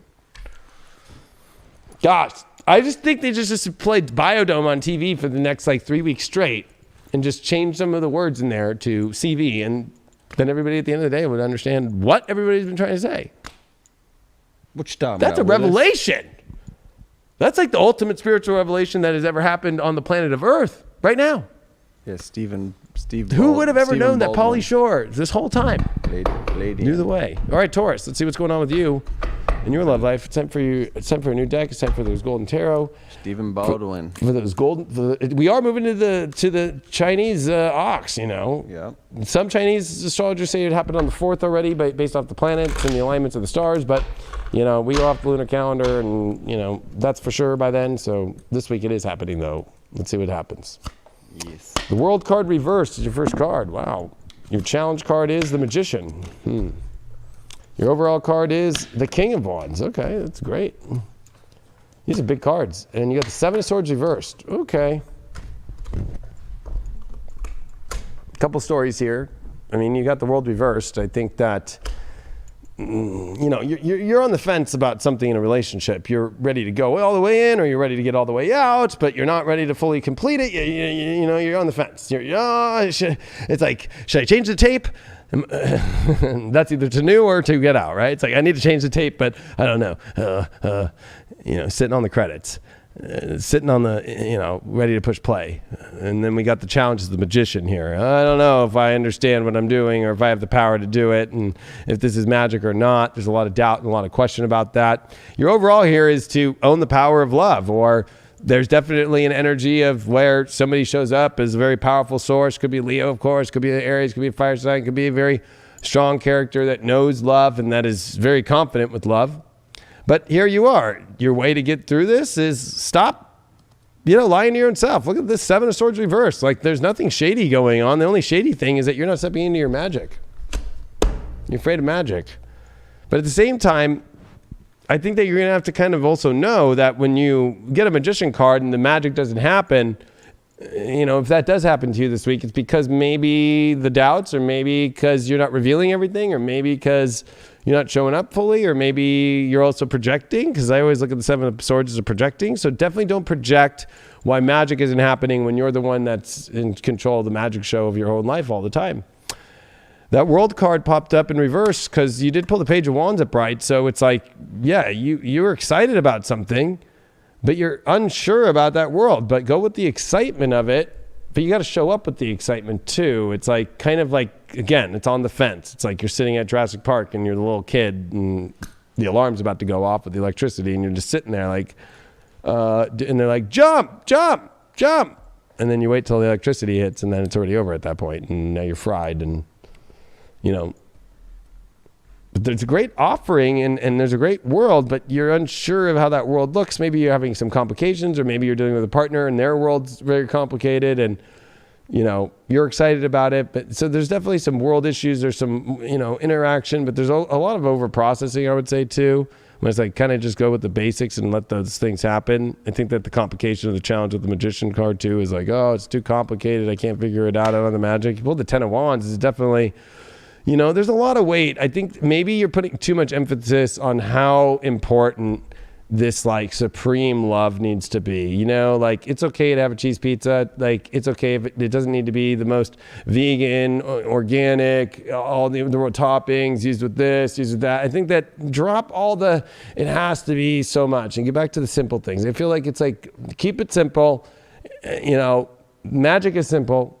It's like, keep things simple. Things are getting too complicated because you're adding too much to it, or somebody else is adding too much to it and overemphasizing too many things, or it's already reached too much of a peak and maybe it's just like better to just go get the easy thing, the easy pizza, and start from the simple aspect of things.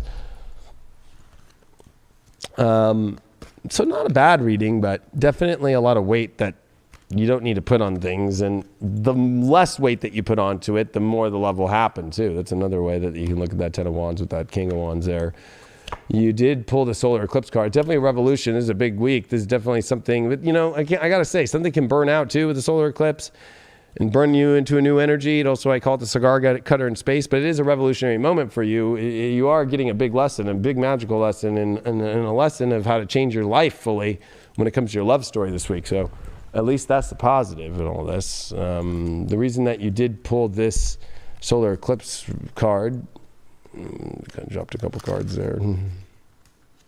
Well, focus. I think that, you know, what are you focusing on in your life? You know, like, where are you focusing on changing your life, and are you aiming in the right direction? And where do you need to aim? I think that, you know, if you don't know where you're going to aim, or you don't know where things are going, then guess what? That magic ain't going to go nowhere with that magician card as your challenge. Like, you need to focus on what magic that you want to happen.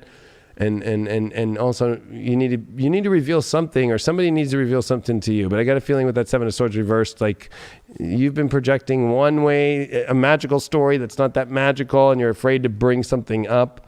And I think that you need to, you know, say, you need to be honest. You need to have the truth come out. Like, you can't just keep, you know, I don't know. But I think that, you know, at the same time, it's also like, you know, you're projecting that you don't have magic, that it can't happen. And I think that's a lie that you're telling yourself. I think that you're taking it all too serious. I think it's like, get back to the fun, get back to the excitement. Your shadow card that you pulled is the atonement. Look at that. You're out of tune. And I think that you're out of tune because it's gotten too complicated. It's gotten too heavy. You're expecting so much. It's like, get back to the simpleness. Like, just get back to some simple shit. Just go on, have a fun date and see where it goes, and just have fun. And it's always from fun and from natural and from love, and that's how love happens in life, not from this crazy, like, okay, I got to have it all figured out, and this has to work on my time, and it needs to do that. It's like, that's not how true love forms. True love forms when you're in a timeless moment. It doesn't matter. You're not even paying attention to the clock. You're just in life. You're in love, and then you just follow, and then that just leads you down a tunnel of love that you don't even know how you got there. You pulled the 12th house, Capricorn, Saturn. Holy shit. This is the old part of you, the energy of being too old and being too serious that you got to let go, I think. And also time. I was just talking about time. Capricorn, Saturn, that's fucking, this is also the energy of being the elder, like being old. But the 12th house is saying, let go of that. And that's an illusion. And it's also like being too adult, you know, like learn to go into the magic, go into the story, go into the, stop taking things too seriously. I think that you've taken things way too seriously. Yeah, it's mass amounts of change can happen without there being a mass amount of pressure behind it. You know, maybe you already are that diamond. You know, you don't need all this great pressure to create you. You've already existed.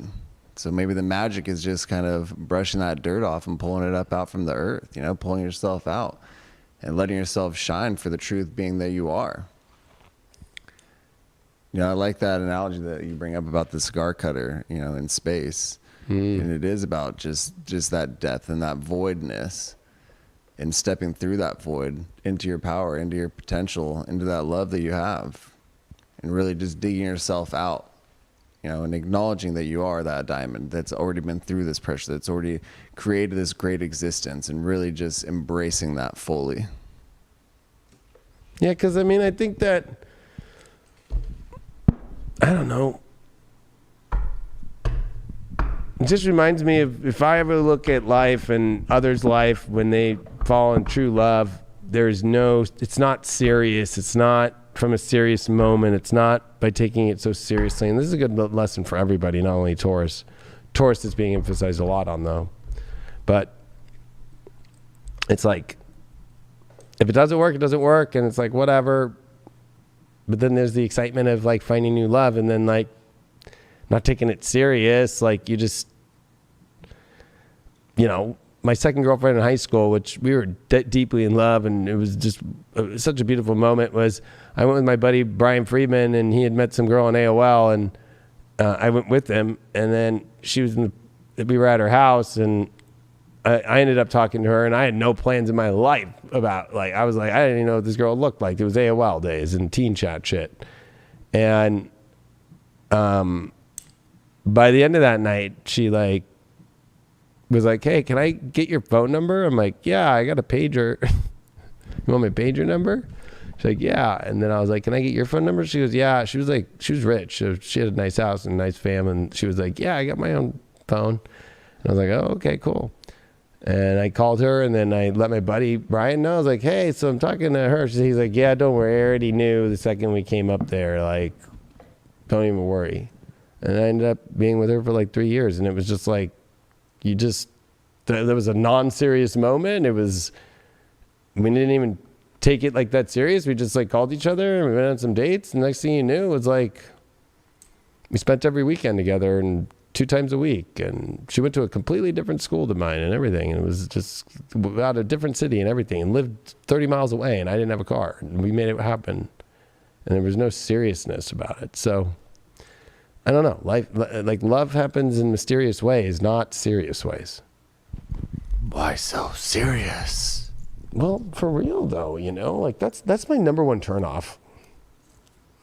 Virgo, you know, especially when you like look on these dating sites and shit. It's like, if you like this, if you do this, if you voted this way, if you do that, if you do this, if you do that, if you do that, if you don't like this, if you're not going to be the daddy to my dog, if you like cats, then I don't like you. If you like this, if you were this, if you were that, if you were this, it's like, wow, that just sounds like you're going to get fucking a lot of people.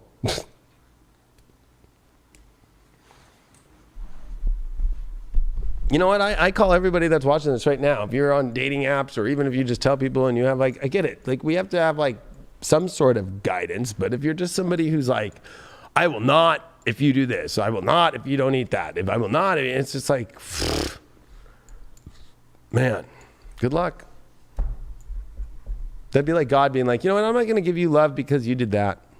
That's where the whole idea of being, from Christianity standpoint, of being, you know, it's okay. It's like, you can be forgiven for your sins. Like in love, it's the same thing, but that comes from that the sun comes up every morning, from that Horus comes up every morning and gives you light of the sun. No matter what happens on earth or whatever, the sun shows up every day. No matter how crazy we are on earth right now and how crazy it seems, nature and the sun and God shows up every day for us. So are you willing to do that in your love life, or is it all just like, no.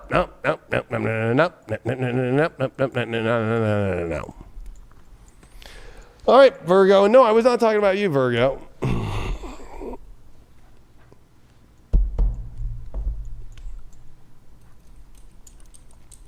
Oh. Little Vampir's deck.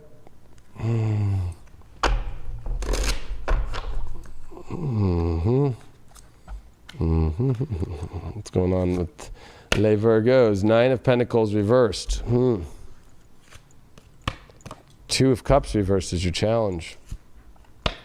4 of Wands reversed is your overall. King of Cups is your way out of this challenge. I don't know how to say this, Virgo, but there's definitely another just very big misalignment going on. Now, this also could be avoiding a misalignment, but for those coupled and those dating, I would say there's a soulmate issue going on. You got the 2 Cups reversed as a challenge. It's like, especially with this 9 of Pentacles reversed, it's almost like you know how good you are. You know how beautiful you are. You know how much you can attract in, but you're not in that space right now because of an issue of either being attached to an old soulmate or thinking about an old soulmate. You might not even be telling other people, but there's some sort of soulmate energy you haven't detached from yet, or you're in a soulmate situation that seems like one, but it's really not because it's making you realize your greatness, but you're realizing that you're moving forward and they're not. Or it's you in a, you know, you might have a great relationship, Virgo, but there's just like, maybe there's memories from the past of an old partner and an old relationship, and this is reminding you of when it didn't make you feel at your best, and maybe you're back at that position, so maybe you're projecting that onto your partner. This also is the marriage card reverse as your overall, but it also is the celebration card overall reverse. It feels like you're not in a celebratory time with relationships, and I think a lot of that has to deal with like, are you ready to really go fully where you're at emotionally, even fully into the emotions of if you're with a person who you thought was your soulmate and it's not feeling that way anymore, stepping into your beauty and your power, you know, going to where the real celebration is, not the false one. Like, stop holding and owning the false love, the false situation. That 9 of Pentacles came up because of the Tower reversed. Man, you're afraid to end a situation if you're dating, or, you know, there's a situation that has been trying to come up that you're afraid to deal with, that you know, not making you feel like you're in your power, not feeling like you're in your beauty.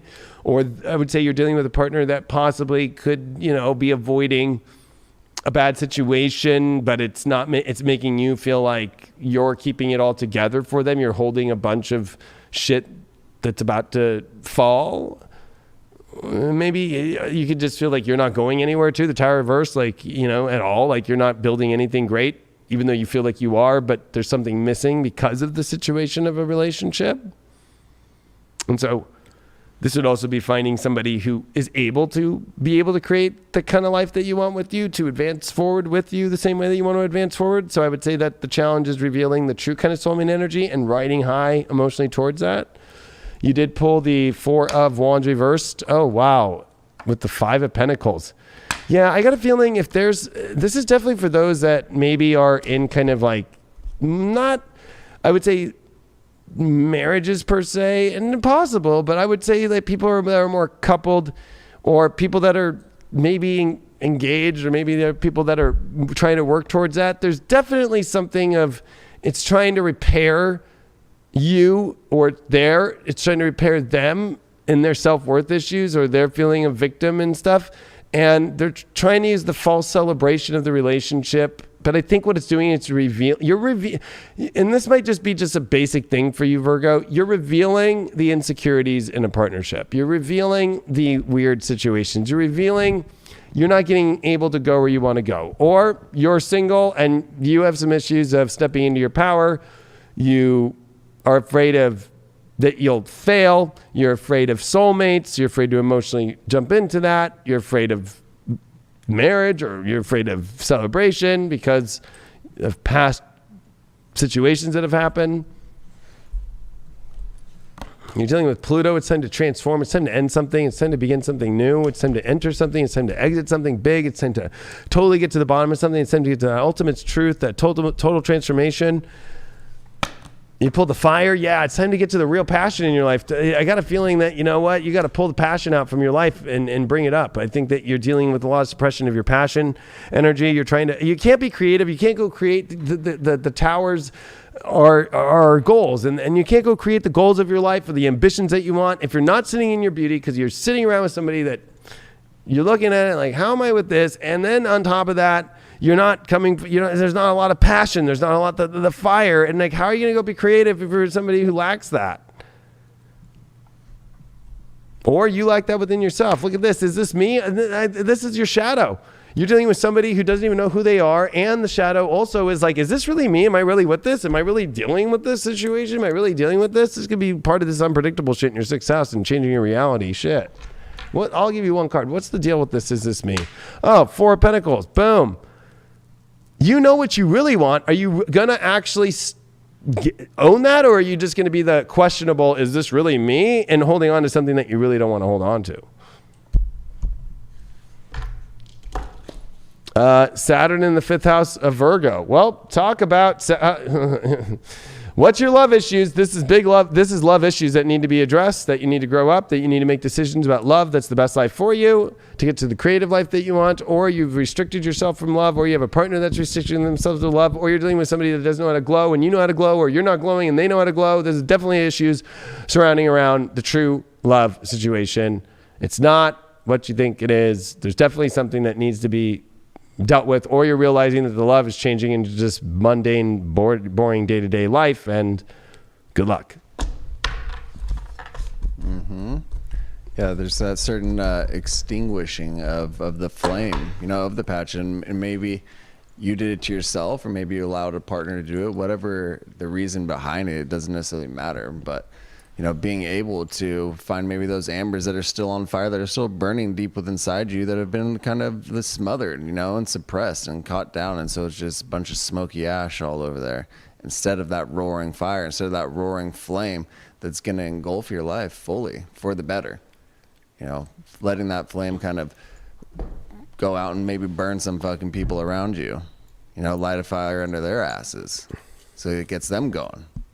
And then it's keeping you going. And then the whole world's going in the right direction, fully. Letting that flame burn, getting those ambers fully stoked. And allowing that passion to fucking shine back through. You got to find it within inside yourself. Yes, you do. I mean, smoldering ash and trying to get warm off that is not a lot of good energy, It's like you got to move on. You got to go build a new fire because the smolders are out. You got to go light that tinder. Come on, baby, light my fire. Okay, we got the last 3 signs. Here we go. Last 3. Who are we going to pick up in these last 3? Out of the last 3, we are on Aquarius. Happy birthday to the Aquarians. So that leaves us with 2. Cancer.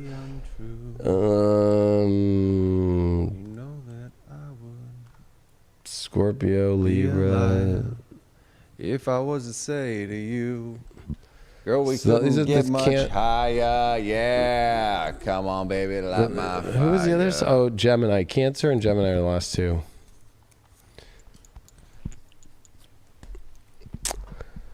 Aquarius. All right, Aquarius. Let's see what's going on with you. We haven't used this deck at all tonight, which is the It's been a lonely deck. Tarot of the Night deck.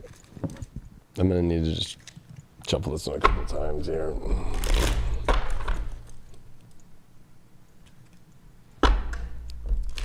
Do you feel like these are weird times, Craig? Like, does it just feel just really weird and just weird, just like weird? Yeah, it feels like, when you're in.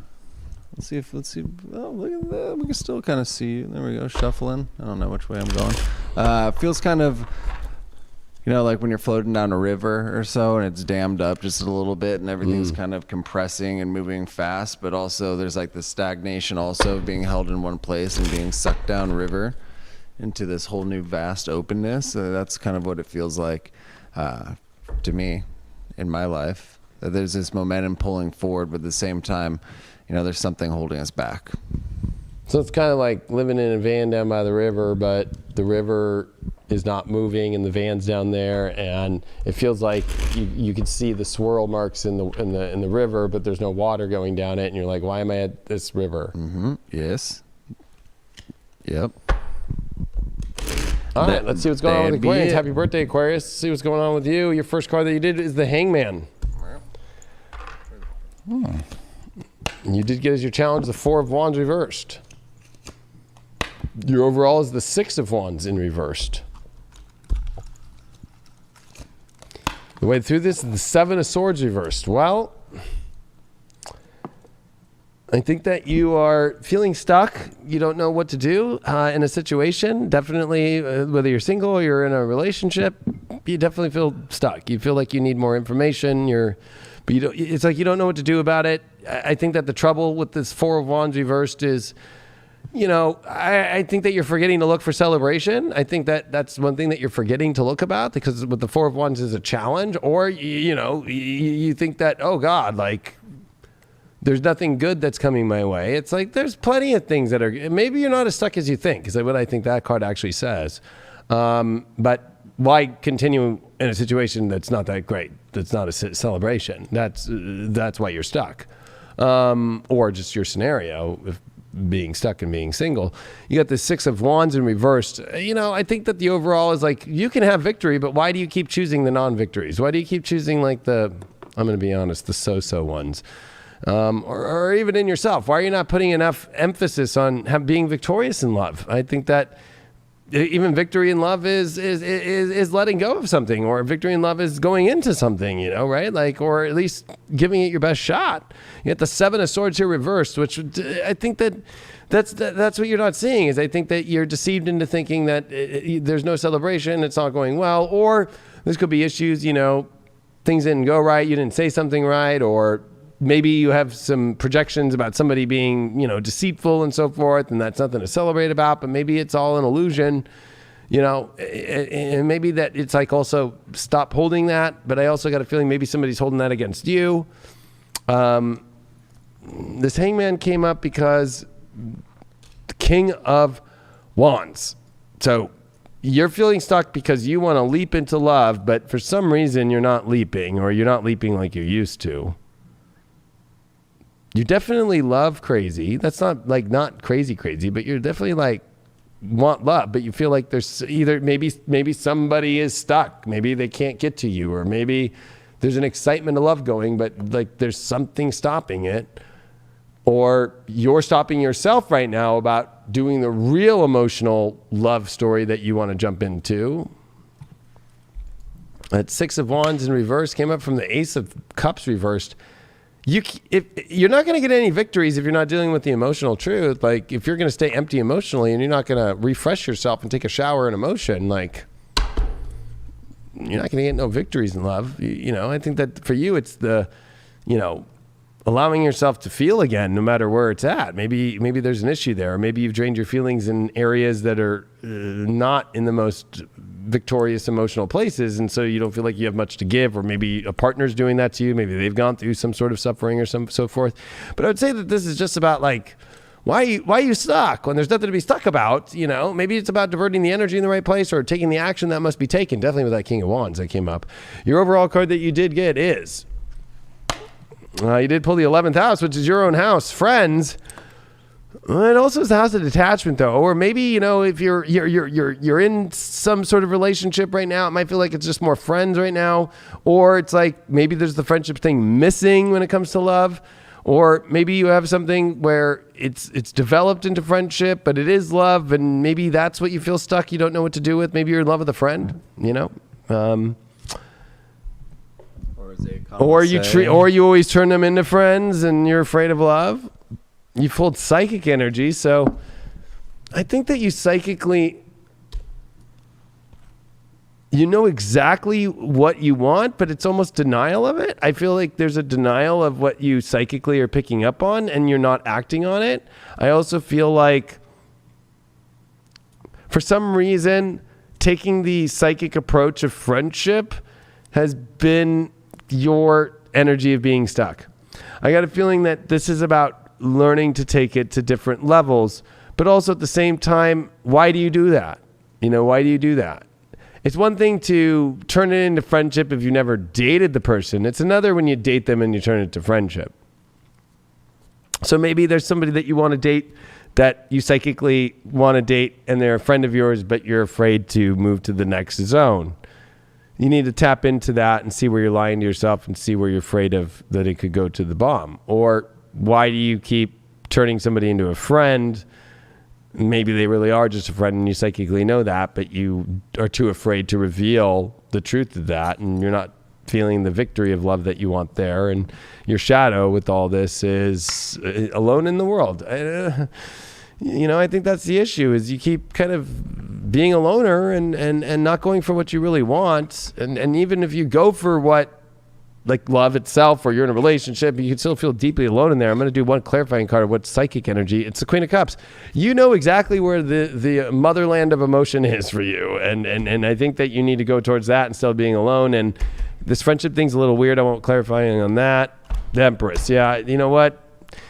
You're not going to be the queen or have the emotional, energy to create the most amazing love by just having it just as friendship. So you need to really like see that's part of things, but that's not love, and that's part of it. But it's like, where's the other part? You got the Four of Wands in reversed, you get the Six of Wands in reversed. It's like you need to put a little bit more emphasis and a little bit more passion and a little bit more energy into what you really want, and pull back on the energy completely that you don't want, and that you're not psychically feeling, that you're emotionally loved, and that you're emotionally there, and where you feel alone.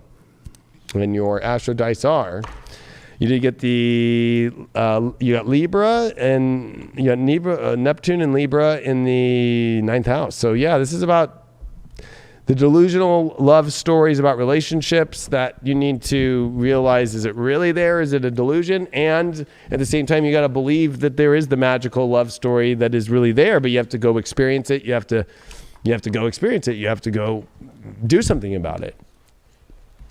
And search, look through your search, energy of your life and go, where is it? There's a search going on, but it's like, maybe it's in a place that is much more clear spiritually and psychically than you realize. There's a bit of an absence of truth, for the life that you've been living.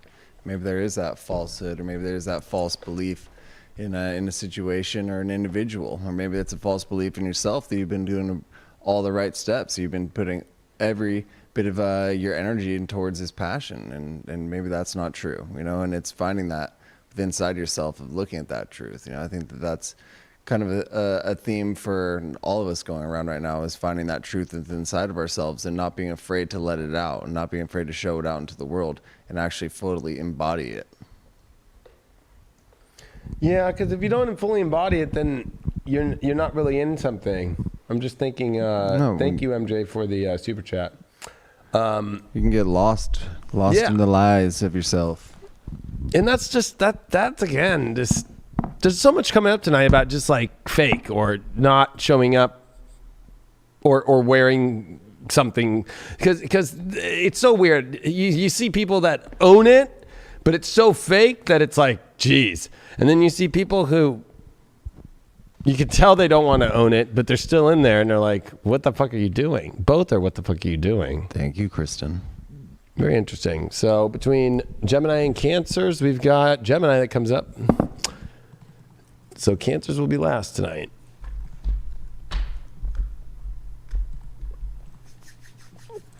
You know what, for Gemini, just to simulate their asses, look at this. Pulling out the big guns for tonight. I haven't even used this deck yet today. This is such a big deck. It's really hard to shuffle too. Yeah, you got a big deck. Pulling there. out this big guns for you. Big deck in your hands. Big old deck with the Geminis. Because remember I called them super boring old people last week? Yeah. You know what? None of them called me and gave me shit. I think they all knew that too. I didn't have any Geminis reach out to me and be like, fuck you, It was like, oh, how'd you call me out? Oh my God, I've become old. I've become old as mold.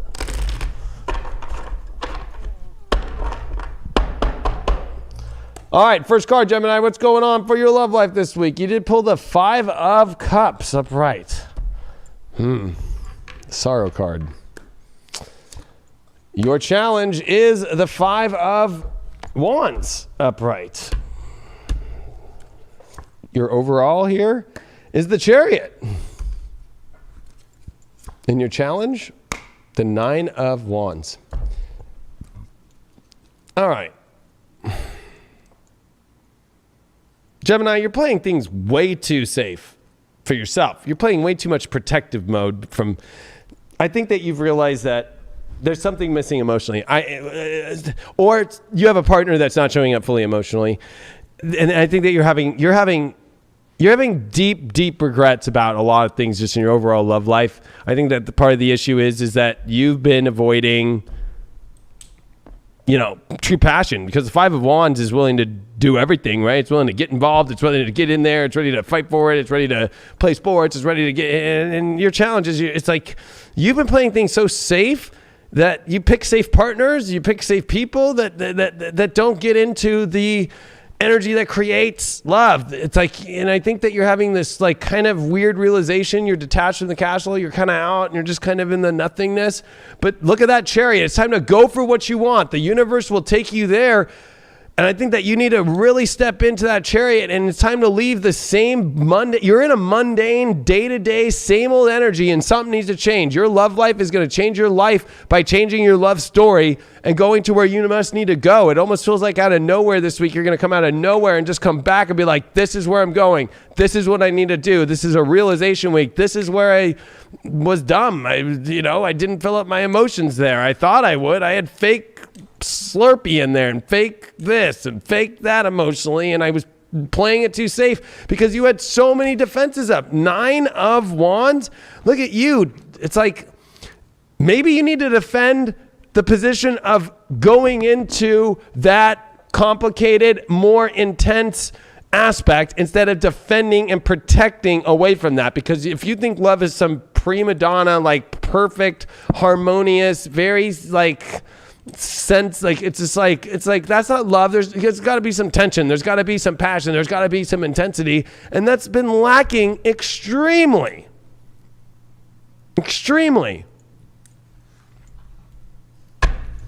What's up with this 5 of Cups? What's up with the sorrow? What's up with the half energy, more than half energy gone and just a little left? 8 of Swords reversed. You know what? Again, you're avoiding. You're in sorrow because everything you're trying to do is trying to avoid what you think has been toxic energy that you've wrapped yourself up in, probably from past situations, which again, 8 of Swords reversed. You're not in that. It's like, what are you doing? It's like, again, I think that you've had so many protective barriers up for no reason. I think that a lot of it is just because,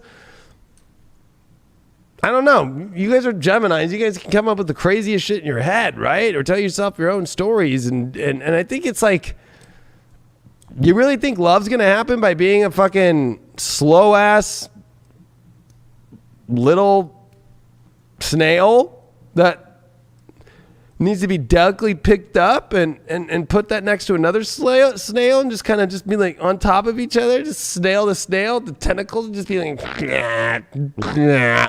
No.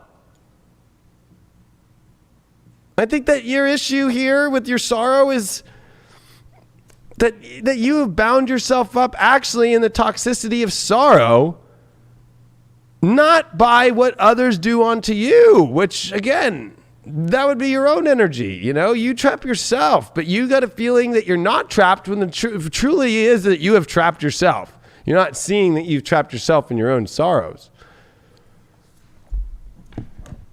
Wow, you got the Lovers card with the Chariot.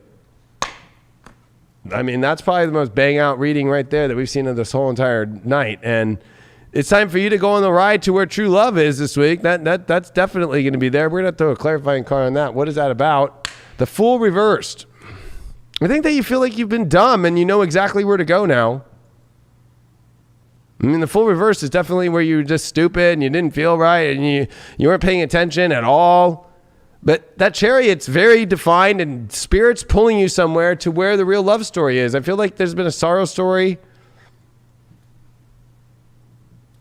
And there's like a lot of this protective energy that has to be removed. And there's definitely, look at that card. I mean, you're definitely going into something and you can pull the Lovers. So, I mean, this is definitely intense. But also this is a reminder to not be stupid too, if it's something that's connected to, you not being able to really, again, go back into your protective mode. You got to get rid of your full protective mode energy. Your overall that you pulled here for this reading is the 7th house of relationships. Wow, Gemini, you got the reading of all readings this week. Earth, finally, I think physically making this happen. I think that it's been the illusion that it's been physically happening, but it really is. We need a little bit. We need one more. I'm hooking you up because you got the ultimate reading. Boom. I'd stay away from an earth sign. 2 of Cups reversed. Yeah.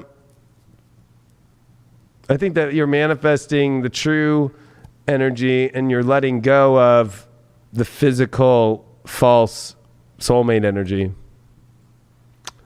Could be an earth sign too. Your overall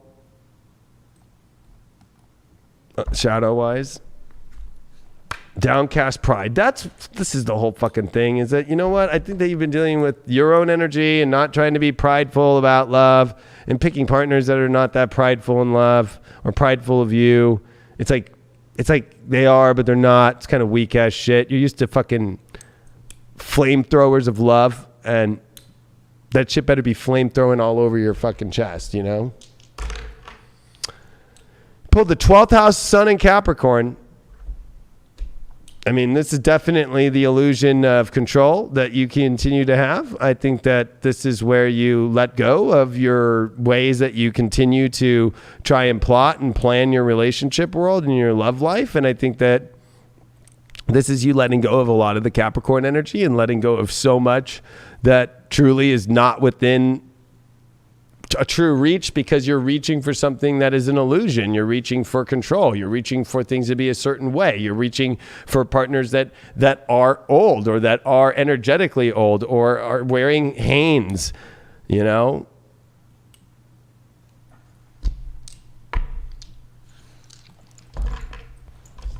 Or Fruit of the Looms. That's what I use. Fruit of the Looms. Whitey tidies. The fruit of your labor. Fruit of the loom. The fruit of your labor, though. No, I mean, obviously we can have an idea in our mind of what we want our life or relationship to look like, or what we want our partner to look like. You know, but sometimes we're not presented with all that. You know, sometimes we're presented with certain aspects where we can find love, or we can find that happiness, but it's kind of out of our control. You know, we can put ourselves in the right place at what we think is the right time. But at the end of the day, is it going to show up for us?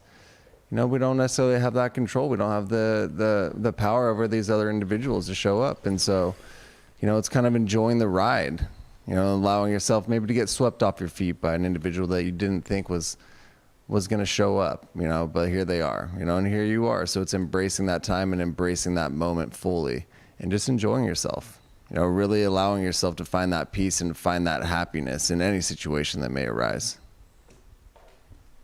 Somebody wrote Hanson. It's like out of nowhere, maybe a little bop, dee-dee-da-bop, Do bop, shiv it out, bow. Ooh, yeah. I saw Hanson once. Oh, nice. Yeah. Wango Tango. Wangy tangy. All right. And maybe that's the whole lesson for Geminis, right? It's like a little bop.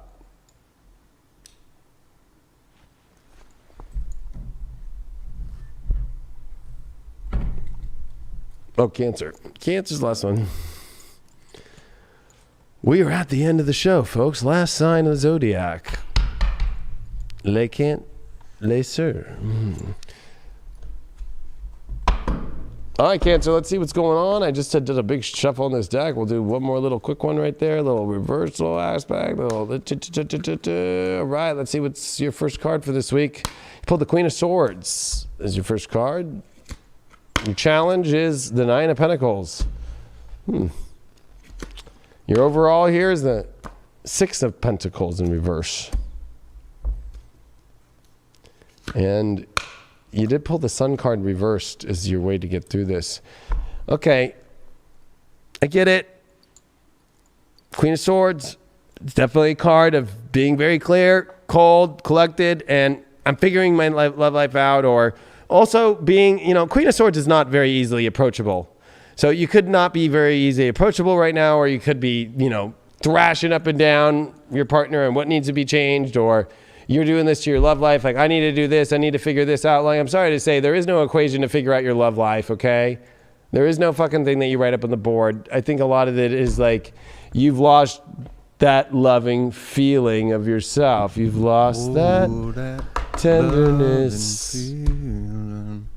And I think that this is a moment for you to remember that your challenge is remembering the beauty within you. You're doubting a lot of that, and then you're trying to algorithm your love life. You got to step into your vanity, your beauty. This is your issue. It's your challenge.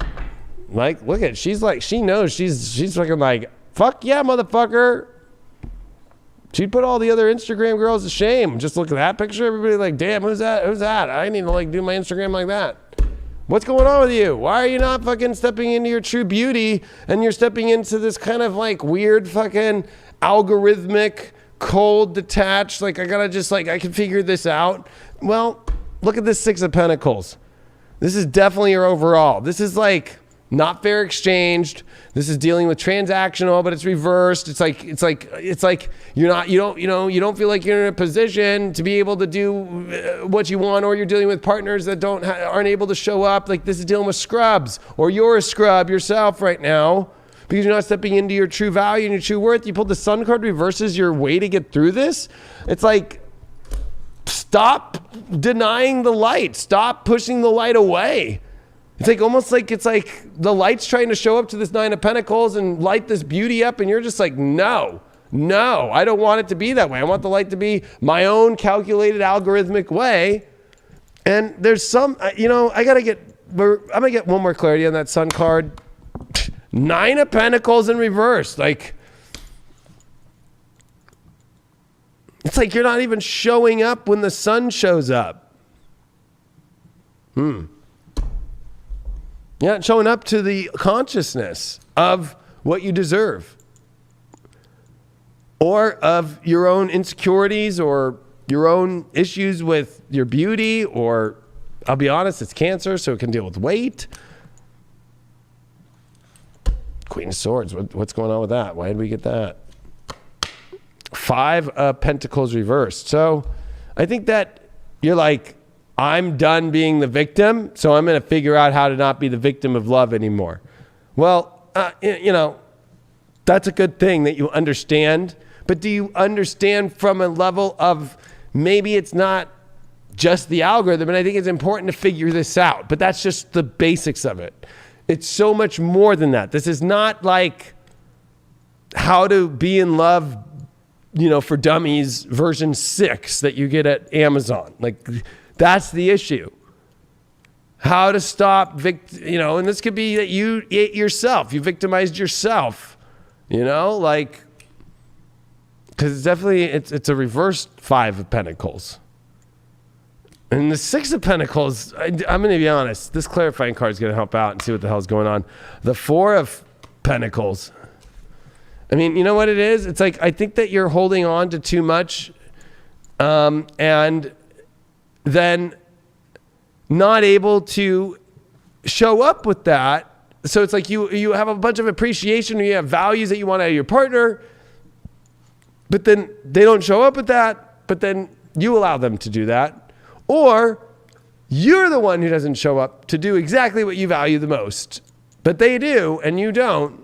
Especially the Six of Pentacles, there's an imbalance in the relationship situations and especially, unfortunately, it's reversed in your case as your overall, is you're definitely dealing with like that you're on the short end of the stick because you're not able to provide what you want to provide.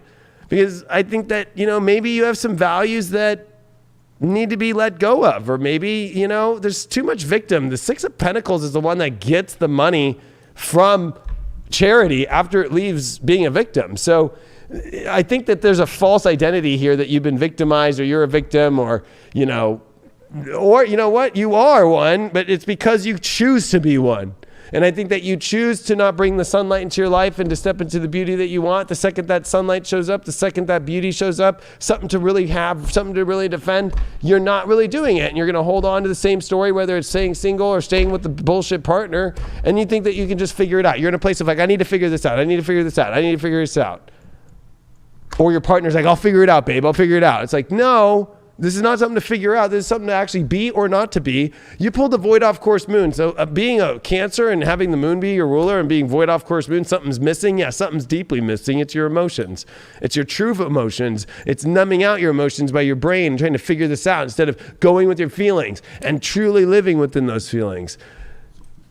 You pulled the magic card. It's time to bring the magic into your life. Magic's the only thing that's going to solve anything instead of all this fucking mental shit and also victimized shit and holding on to these certain values that have to be a certain way and picking, and it's like nitpicking shit instead of stepping into the magic and not stepping into the magic of you and your power and not forgetting to let the sun card reversal says to deal with parents that don't allow you to do what you want to do. Maybe you have some conditioning issues. Because the kid runs free in the sun card and the parents let it go bareback and everything. But the reversal is like, no, you must do this and you must stay in the gated area and all that shit. Magic has got no boundaries. And your final card, your shadow card here, look at this.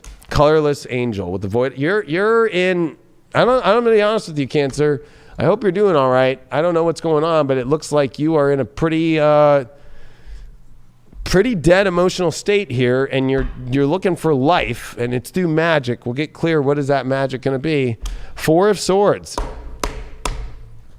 I think that you need to find the place that you feel that is the ultimate place where you can rest and be nurtured. And if you're not in that energy, or you're not being nurtured, or you're in a home where it doesn't feel that way and it's not magical and it's not that place, like, what are you doing? Or why are you denying yourself of that? Or why do you deny others to do that to you? You got to be honest with them. What's up with the colorless angel? The Chariot reversed. You're too afraid to move into the energy that you really want to. So you stay trying to figure out how to go color again. You can't do that. You have to move into an energy where there's color. You're like living in a Teletron pre-color TV world now, love-wise, and you're trying to turn a black and white TV into color. That's what you're trying to do. And why is your emotions missing? Look at this. This card flew 3 times over, but it was reversed. Queen of Wands reversed. You know, it's like you feel stupid about love. You don't know what to do about love. It almost can feel like, the queen that, was so sure, but also took her power too far, or didn't know how to be. And, she's a gracious queen, and she's a loving queen.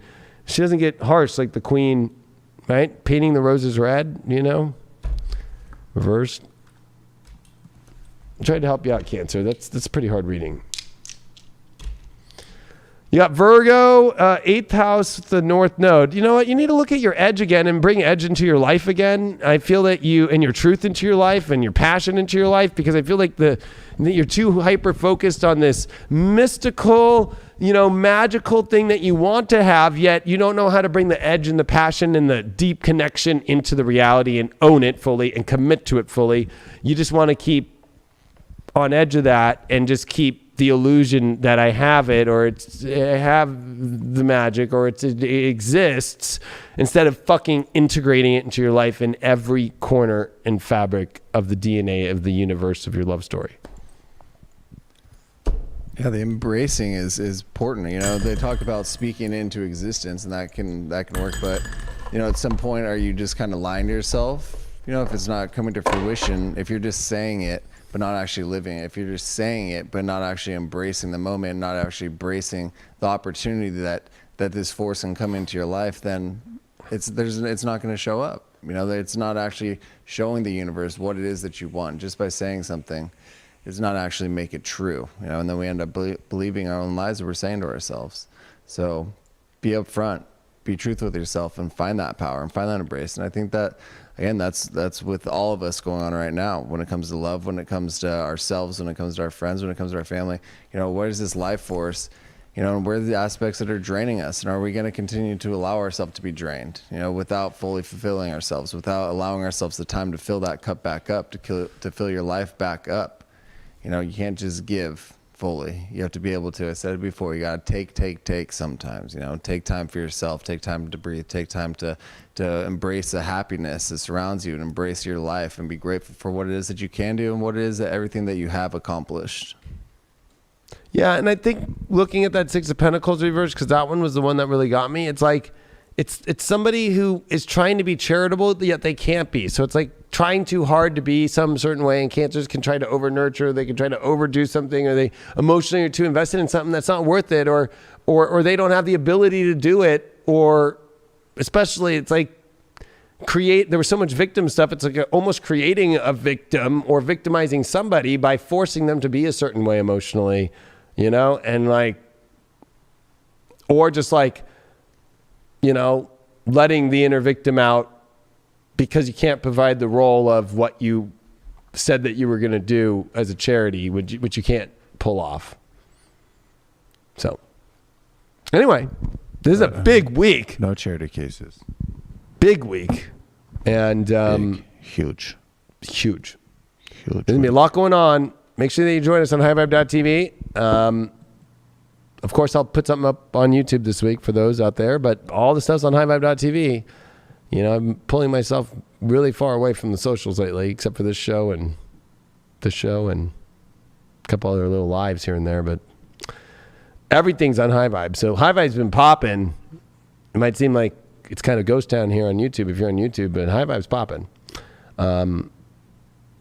And you know what? I don't feel bad about having to do that in my life. I know my value. I know what it is, and it's not very positive territory out here in the social media world right now.